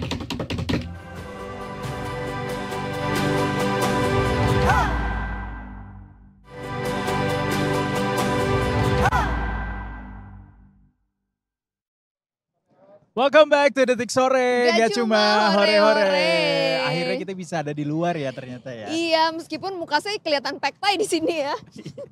Sangat bersinar. Sangat bersinar meskipun cahayanya Meskipun cahaya matahari udah gak agak ada jauh lagi sih. ya. Tadi Aduh sayang sekali sudah sih mulai sebenarnya. diterangi sama cahaya rembulan kayaknya kita. Sama cahaya orang yang ada di sebelah kita nih. Sebelah sini nih. Yang mana? Gimana Dok? Yang mana? Orang ini punya cahaya sendiri karena dia membawa banyak sumber Kehidupan. penghijauan di tengah kota yang ya, penuh betul, dengan betul. polusi gitu. Yes, urban farming namanya konsepnya ya. Tapi seperti apa sih urban farming itu? Kita langsung aja deh ketemu sama yang membawa cahaya penghijauan ini. Penyalin cahaya. Ada Mbak Cassandra. Halo, selamat sore. Selamat sore. Apa kabar? Apa kabar? Selamat sore.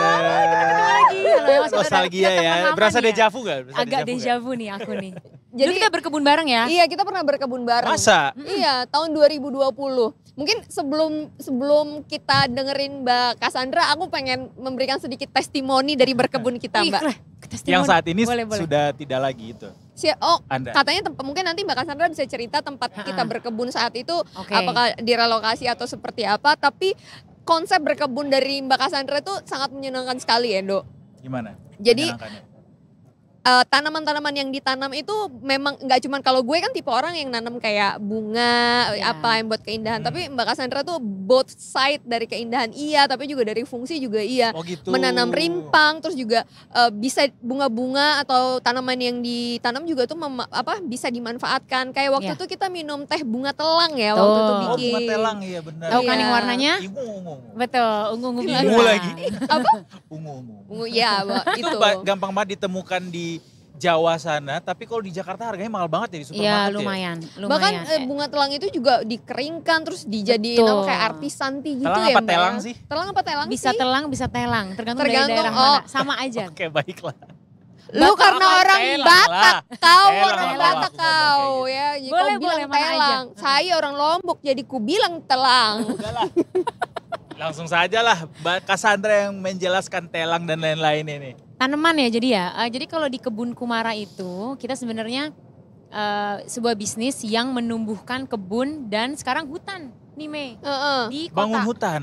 Jadi Tengah ruang kota. Oh udah hijau bukan di kota. kebun lagi udah jadi hutan. Dua-duanya. Oh ya Jadi Allah. kalau buat rumah-rumah yang pengen kebun oke, Mm-mm. buat lahan-lahan duduk, lahan-lahan terabaikan yang bisa dijadikan hutan ya kenapa enggak? Mm-mm. Kita kan sebenarnya kan harusnya setiap kota itu punya 30% ruang terbuka hijau. Betul. Jakarta itu sekitar 5,6% lah sebut. Aduh, Jadi jauh masih sekali. jauh.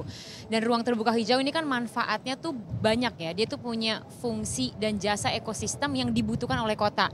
Apalagi kita kan menghadapi krisis iklim ya. Barusan ini kan cuacanya parah banget ya. Iya betul. Kan akan semakin ekstrim semakin ke sana gitu. Jadi gimana caranya biar kualitas hidup di kota tuh tetap terjaga. Dan Benar. salah satunya adalah nature based solutions, yaitu menghadirkan ruang terbuka hijau. Fungsinya apa aja? Ingat gak sih tahun ini tahun lalu ya?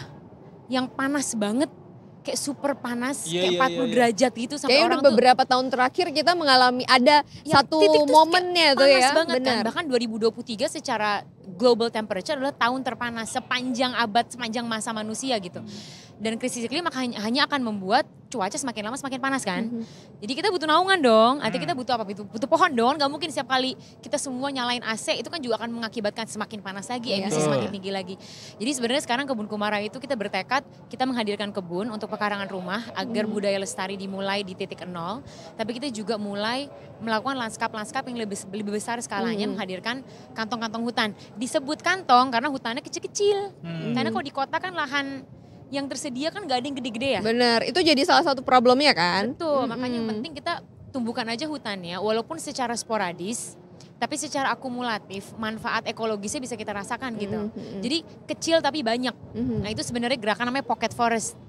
Kantong hutan itu gerakan global sebenarnya sebagai tadi solusi untuk menghadirkan masa depan perkotaan yang lebih sehat dan kualitas hidup kita yang di kota nih lebih terjaga. Jadi kan kayak sekarang kan nih gedung-gedung gitu. Kan bagus kan di antara gedung-gedungnya ada hijau yang lebih banyak. Itu termasuk pocket forest nggak kalau itu? Pocket forest tuh enggak, Itu karena rumput karena ya ada kayaknya ya. pohonnya. Heeh.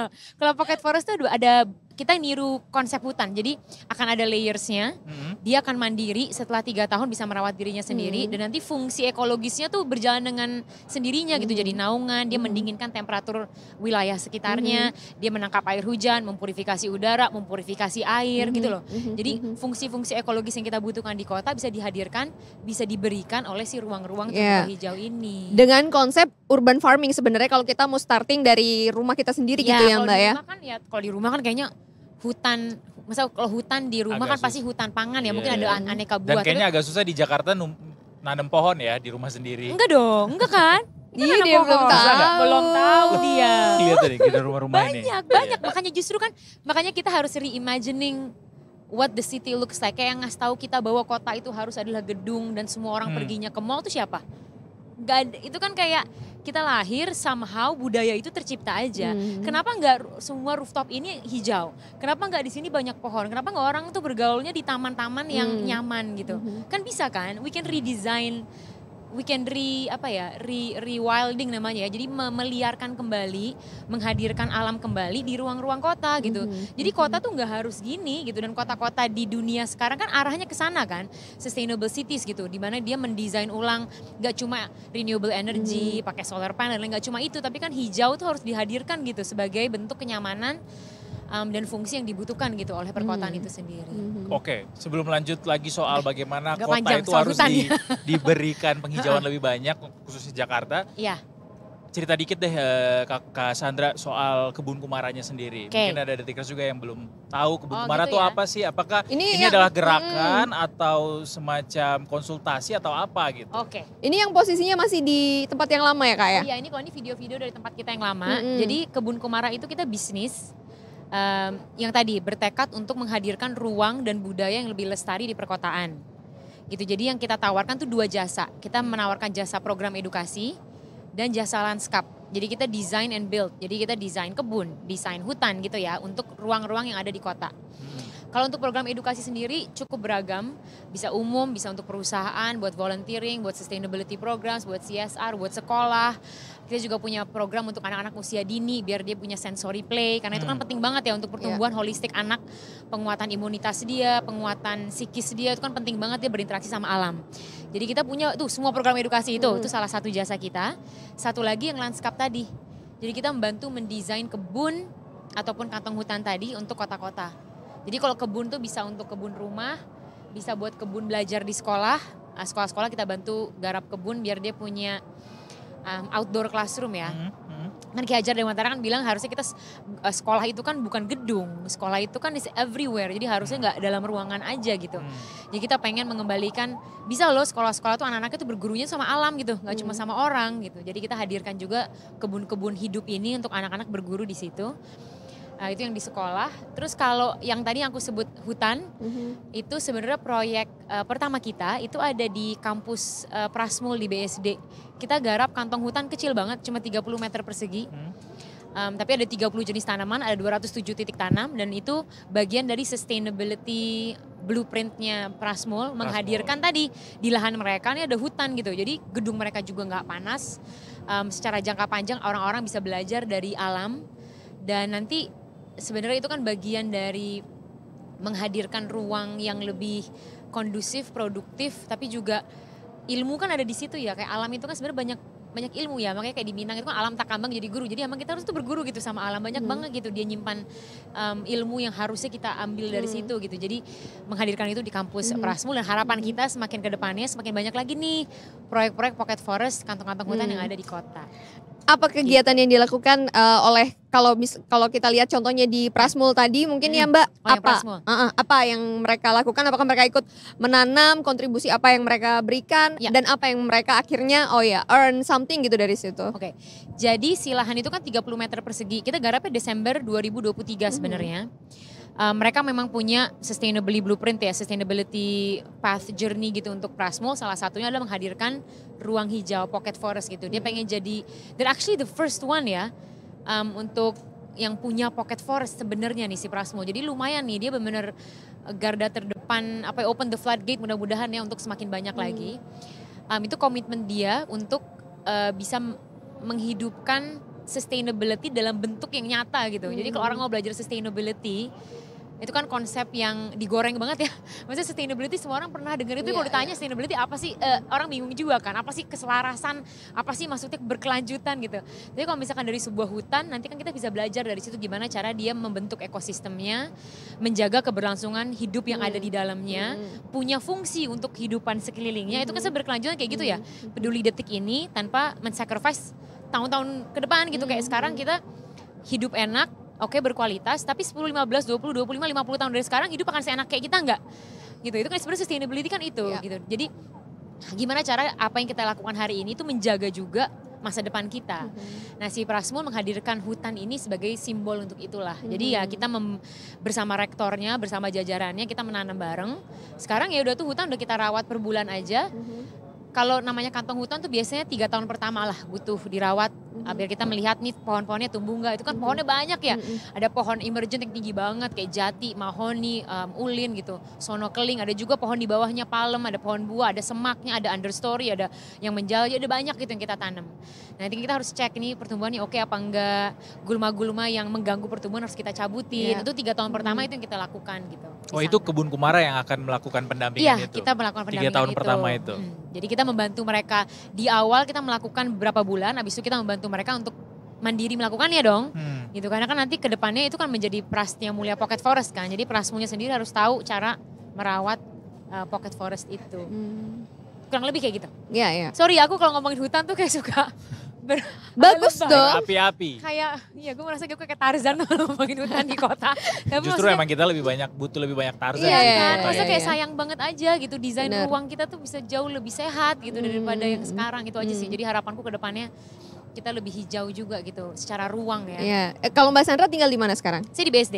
Di BSD. Oh, kalau ya kalau mau ngambil perbandingan di Jaksel, mungkin di sekitar kita aja ya, di sekitar sini mungkin Jaksel gitu. Kalau tadi Mbak Sandra bilang bisa di redesign dan lain sebagainya, apa yang Mbak Sandra pikirkan untuk ya mungkin sekitar Jaksel lah gitu? Jaksel, oke, Jaksel Ini ya. didengarin sama wali kota Jaksel. Siapa tahu nih bisa memberikan masukan apa? Maksudnya apa nih kira-kira yang bisa dilakukan? Oh mungkin yang terbengkalai bisa dihidupkan lagi atau apa gitu? Ada yang menjadi sorotan Mbak Sandra nggak di sini? Oke, sebenarnya harus kolaborasi karena tentunya kan pemilik lahan, pemilik aset-aset ini itu siapa kan harus ditanya. Kebanyakan lahan pemerintah, which is very good sebenarnya ya, karena kita bisa punya potensi untuk berkolaborasi mengembangkannya bersama. Sebenarnya kita harus memetakan aja sih, ada nggak sih ruang-ruang terbengkalai atau ruang yang mungkin udah hijau tapi bisa lebih dihijaukan, atau ruang yang kayaknya kayak kalau di luar negeri pocket forest tuh bisa ada gini loh. Misalnya rumah sakit, depannya rumah sakit ada pavement ya, kayak area sebelum area sidewalk gitu, sebelum area jalan ada ruang terbengkalai itu dijadiin pocket forest gitu. Pocket forest tuh bisa sekecil 6 meter persegi, jadi itu bisa kita padatkan. Jadi sebenarnya kan ruang kayak gitu kan banyak ya, ruang-ruang duduk gitu. Apalagi sekarang kalau kita lihat, kita perhatikan taman-taman di kota di Jaksel itu kan sering banget dijadikan ruang istirahat, ruang naungan untuk misalnya ojek online gitu. Kan mereka itu kayak mereka tidur siang di situ, mereka dapat naungan, mereka nunggu di situ. Itu kan sebenarnya membantu mereka juga ya. Jadi aku suka ngerasa kayak sebenarnya kita melakukan pemetaan tuh bagus loh untuk melihat ada nggak ya titik-titik yang bisa kita hijaukan kembali. Nggak perlu besar gitu.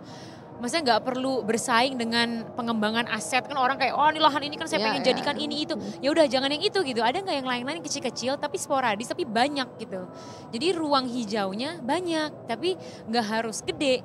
Jadi yang kembali lagi adalah yang kita cari adalah accumulative effect-nya kan. Dampak akumulatifnya gitu. Daripada gede susah, kecil-kecil tapi banyak gitu sih. Jadi aku pikir kalau ya itu lagi-lagi kolaborasi ya. Kita bisa melakukan itu bersama. Plus kalau ada nih pembangunan ke depannya, mungkin dalam planningnya itu dimasukin deh imajinasi landscape yang lebih kaya gitu. Gimana tuh maksudnya? Jadi kalau sekarang kan misalnya gedung, dia bangun gedung kan pasti ada landscape ya. Mungkin dia naruh apa sih palem, standar banget pohon palem gitu kan berderet gitu. Terus nanti ada semak, misalnya pucuk merah atau semak-semak apalah, semak-semak perdu-perdu lainnya. Itu kan bisa nggak sih kayak oke ini emang ada area yang harus kan, emang ada harus area yang jadiin landscape ya kan, nggak boleh langsung gedung ke jalan gitu.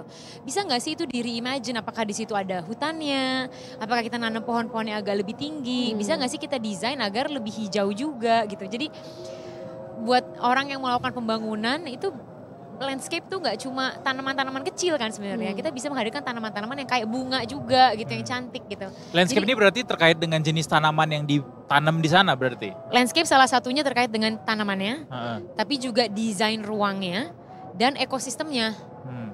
Gitu. Jadi nggak, kalau sekarang kan sedihnya kita sering lihat ya, misalnya kita di bawah apalah gitu, bisa di jalanan, samping-samping, kan kelihatan banget kok tanaman baru ditanam ya, kayak wah bagus gitu.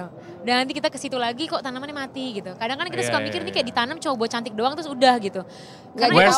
Where's the sustainability gitu Where's ya? the sustainability? Harusnya kan whenever you plant something, bisa gak sih kita berpikir agar whatever we plant itu takes care of themselves, dan nature itu kan by default sebenarnya dia akan selalu berusaha untuk men-sustain dirinya sendiri. Selama kita emang mendukung gitu ya prosesnya. Jadi ya dari awal dipikirin lah tanahnya yang bagus, jenis tanamannya gimana, akses airnya seperti apa, terus companion plantingnya nih, apa tumpang sarinya kayak gimana biar mereka saling dukung gitu. Cari tanaman yang jagger, jangan jadi tanaman-tanaman yang kena panas dikit mati gitu. Cari tanaman-tanaman native, tanaman-tanaman lokal, ini di reimagine gitu loh. Dan itu belum terjadi saat ini di taman-taman di Jakarta? Bisa ditingkatkan. Menurut aku ekosistemnya belum sih. Desain itu yang aku lihat seringkali dipikirkan tuh yang penting estetik cantik kan. Tapi ekosistemnya nggak selalu menjadi pertimbangan gitu. Ekosistem itu kan artinya si alam yang kita desain itu secara jangka panjang itu tuh bisa men-sustain dirinya. Regeneratif ya, jadi menguatkan ekosistem itu sendiri.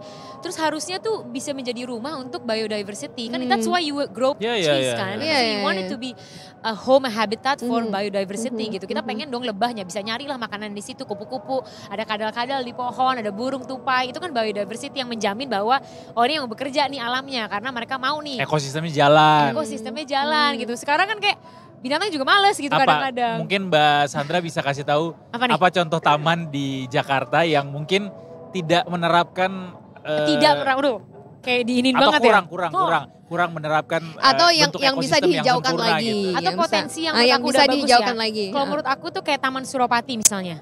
Oh, Suropati di Menteng ya? Di Menteng. Kita sering ngadain kegiatan di sana juga. Yang aku suka tentang Taman Suropati adalah dia sebenarnya udah hidup, dia udah ada jiwanya, udah ada soulnya dari orangnya. Itu kalau kita ke sana itu ada orang yoga, ada komunitas musang, ada kayak itu hidup banget. Ada banyak kegiatan setiap Sabtu, ada orang baca buku, tiba-tiba ada book club jadi soulnya udah ada gitu. Soul itu bisa mau kedatang ke tempat itu karena ruangnya tuh nyaman. Pohon-pohonnya udah gede, di bawah pohonnya ada aneka jenis tanaman gitu. Bisa diramaikan dengan beberapa pohon buah kali ya, atau dengan pohon-pohon yang bisa mengedukasi masyarakat lagi. Jadi dikasih pelang, dikasih nama tanaman, cara tanamnya gimana kalau bawa ke rumah. Mungkin hadirin alpukat, durian kecil, jeruk gitu kan bisa juga memperkaya ekosistemnya. Tapi menurut aku tuh Suropati itu salah satu contoh yang itu tuh kayak kesinambungannya dapat gitu. Ruangnya oke, soulnya ada gitu karena manusia mau berkegiatan di situ kan itu ada, that's like a success story of a green space ya. Ruang terbuka hijau itu hanya sukses kalau dia nggak cuma hijau tapi ada manusia juga yang mau berkegiatan yang dapat manfaat dari tempat itu kan. Nah menurut aku tuh oke banget. Suropati tuh salah satu yang potensial lah gitu ya. Masih kita kesana, kalau kesana main ke Suropati bawaannya tuh seneng gitu. Lihat orang-orangnya. Kalau itu yang baru kemarin di beberapa waktu terakhir lah diluncurkan yang di Tebet, one of the biggest dan juga kayaknya kalau ngelihat Tebet Eco Park. Iya, Tebet Eco Park. Iya. Tebet Eco Park. Tebet Eco Park bagus. Banyak rainbow trees kan. Tanaman-tanaman pelangi itu rainbow trees bagus. Bisa lebih beraneka ragam sih jenis pohonnya menurutku. Cuma ya itu desain ruang di Tebet Eco Park juga udah bagus banget ya. Misalnya dia ada area bermain anak ya. Kalau Taman Suropati kan gak ada area bermain anaknya, udah ada area anaknya. Ada pojokan-pojokan untuk orang terserah lah mau bikin piknik kayak mau bikin apa. Dan kan sempat juga rame banget at one time Tebet Eco Park sampai sekarang kan harus daftar ya. Biar gak jadi kayak sarden juga di dalam. Bagus sih, jadi menurut aku kayak bukan gak ada potensinya kan artinya. Bukan gak ada ruangnya.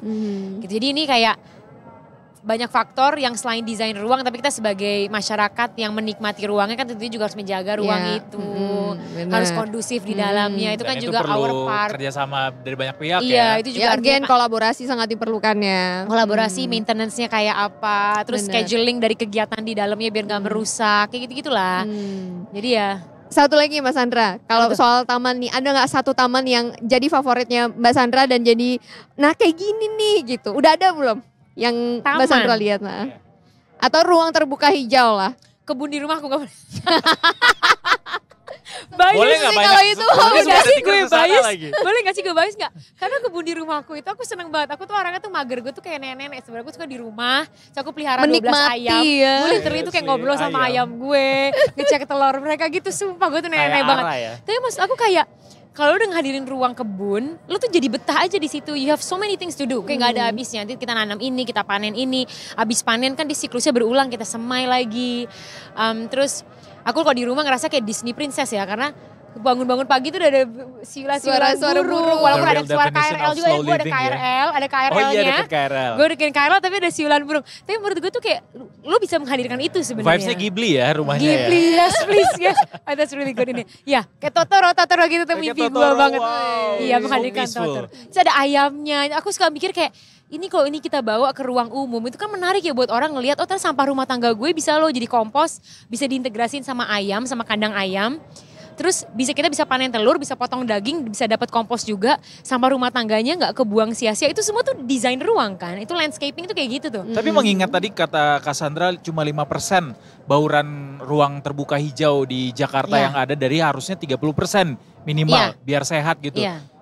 Banyak banget selisih atau deviasi yang ada. Itu possible gak sih diwujudkan dengan kondisi Jakarta saat ini? Aku nggak tahu deh. Mungkin pemerintah bisa menjawab nggak ya kalau seharusnya itu menjadi target dong. Iya, it's not about betul. possible Karena atau itu nggak standar possible. ya. Iya dong, itu kan terkait safety juga. Itu terkait kualitas dari kehidupan orang di kota ini ya. Jadi harusnya bukan soal possible nggak possible sih, you have to make it happen aja. Something has to be sacrificed agar ruang terbuka hijau hadir. Nah itu sacrifice itu yang harus jadi garis bawahi. Gitu. tapi dalam prosesnya itu menyenangkan sekali ya Mbak Sandra ya. Menyenangkan menanam, loh. terus juga apalagi kalau udah berbuah ada hasilnya gitu. Duh, itu sangat menyenangkan sih. Dan skala besar kan kita bicara soal the well-being of people ya. Maksudnya kita bicara kan ruang itu kan kita bicara manusia yang menghidupi ruang tersebut. Gimana caranya sebenarnya kota-kota itu bisa lebih ramah juga ke kebutuhan manusia di dalamnya. Betul. Kebutuhan psikis, kebutuhan sosial, ya kan? Banyak banget di penelitian yang udah menunjukkan kalau kita ngelihat hijau, kita bisa jalan di area hijau aja itu menurunkan stres, menurunkan rasa kesepian. Di luar negeri sekarang udah psikolog tuh udah bisa prescribe nature therapy. Jadi dia udah gak ngasih, udah deh lo gak usah terapi sama gue, duduk aja di taman 20 menit setiap hari tapi ya. And then you come back, see how you feel. Are you still sad? Are you still depressed gitu. Itu tuh udah di prescribe gitu. Dan ruang sosial itu kan penting ya. Kita kan kalau gimana cara kita bisa kenal sama orang-orang di Jakarta kalau nggak ada ruang untuk kita kenalan? Ya masa kenalan di mall, di kafe terus gitu kan? Kayak gitu-gitu loh. Jadi we're talking about the people sebenarnya. We're talking about ruang kan? Even Mbak Sandra kalau di rumah kalau lagi ngeliling atau panen-panen juga nggak pakai sendal ya Mbak ya. Jadi bener-bener langsung bener-bener slow living deh. Kapan lagi bisa kayak gitu di Jakarta? Ketemu tanah gitu ya. Main ya ke kebunku ya. Main ke kebun. Nanti main ya ke rumah. Biar kenal sama ayam-ayam gue. Bener ya. Kenalan sama ayam lagi. Sama ayam. Terus punya kebun di rumah terus kita jadi kayak bergaul. Itu tangga dateng. Oh Bu mau bagi-bagi daun kelor. Oh gitu. Di deket sama tetangga. Serius? Itu enak banget. Aku punya kebun tuh kayak. Bagi daun kelornya dong Bu gitu ya. Iya kan lumayan. Ada punya daun salam gak di grup kan. Biasa kan gue di ibu-ibu nih. Jadi gue di grup ibu-ibu nih ceritanya. Kayak ada punya daun salam gue. Jadi kayak ada ice breaking juga jadi lebih akrab gitu kan. Cuma karena ada pohon di rumah gitu. Iya. Salah satu ini ya cara untuk bisa menimbulkan lebih banyak interaksi di antar tetangga juga. Meskipun sama ayam juga ngobrol ya. Iya. Ini juga sekalian titipan pesan buat ini ya calon para kepala daerah. Itu dia langsung video ayam gue calon para kepala daerah Jakarta yang bentar lagi mungkin bisa jadi salah satu program juga yang bisa dilangsungkan. Iya, kita hadirkan bareng-bareng aja. Ayo dong.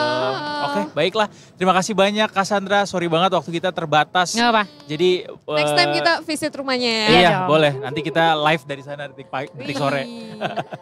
Terima kasih Cassandra, terima kasih juga Detikers sudah mau nyaksiin Detik Sore hari ini dari jam 3:30 sampai detik ini. Besok masih ada lagi ya Maya. Jangan ketinggalan pokoknya. Dan juga buat Cassandra minta tolong sekali ikutin bantu kita buat closing acara ini dengan ucapin tagline-nya Detik Sore. Jadi kalau misalnya kita bilang Detik Sore, Cassandra boleh bantu bilang nggak cuma hore-hore. Lanjutin dengan nggak cuma hore-hore. Gitu ya. Oke, Detikers kita ketemu lagi besok. Di jam yang sama tentunya cuma di detik.com.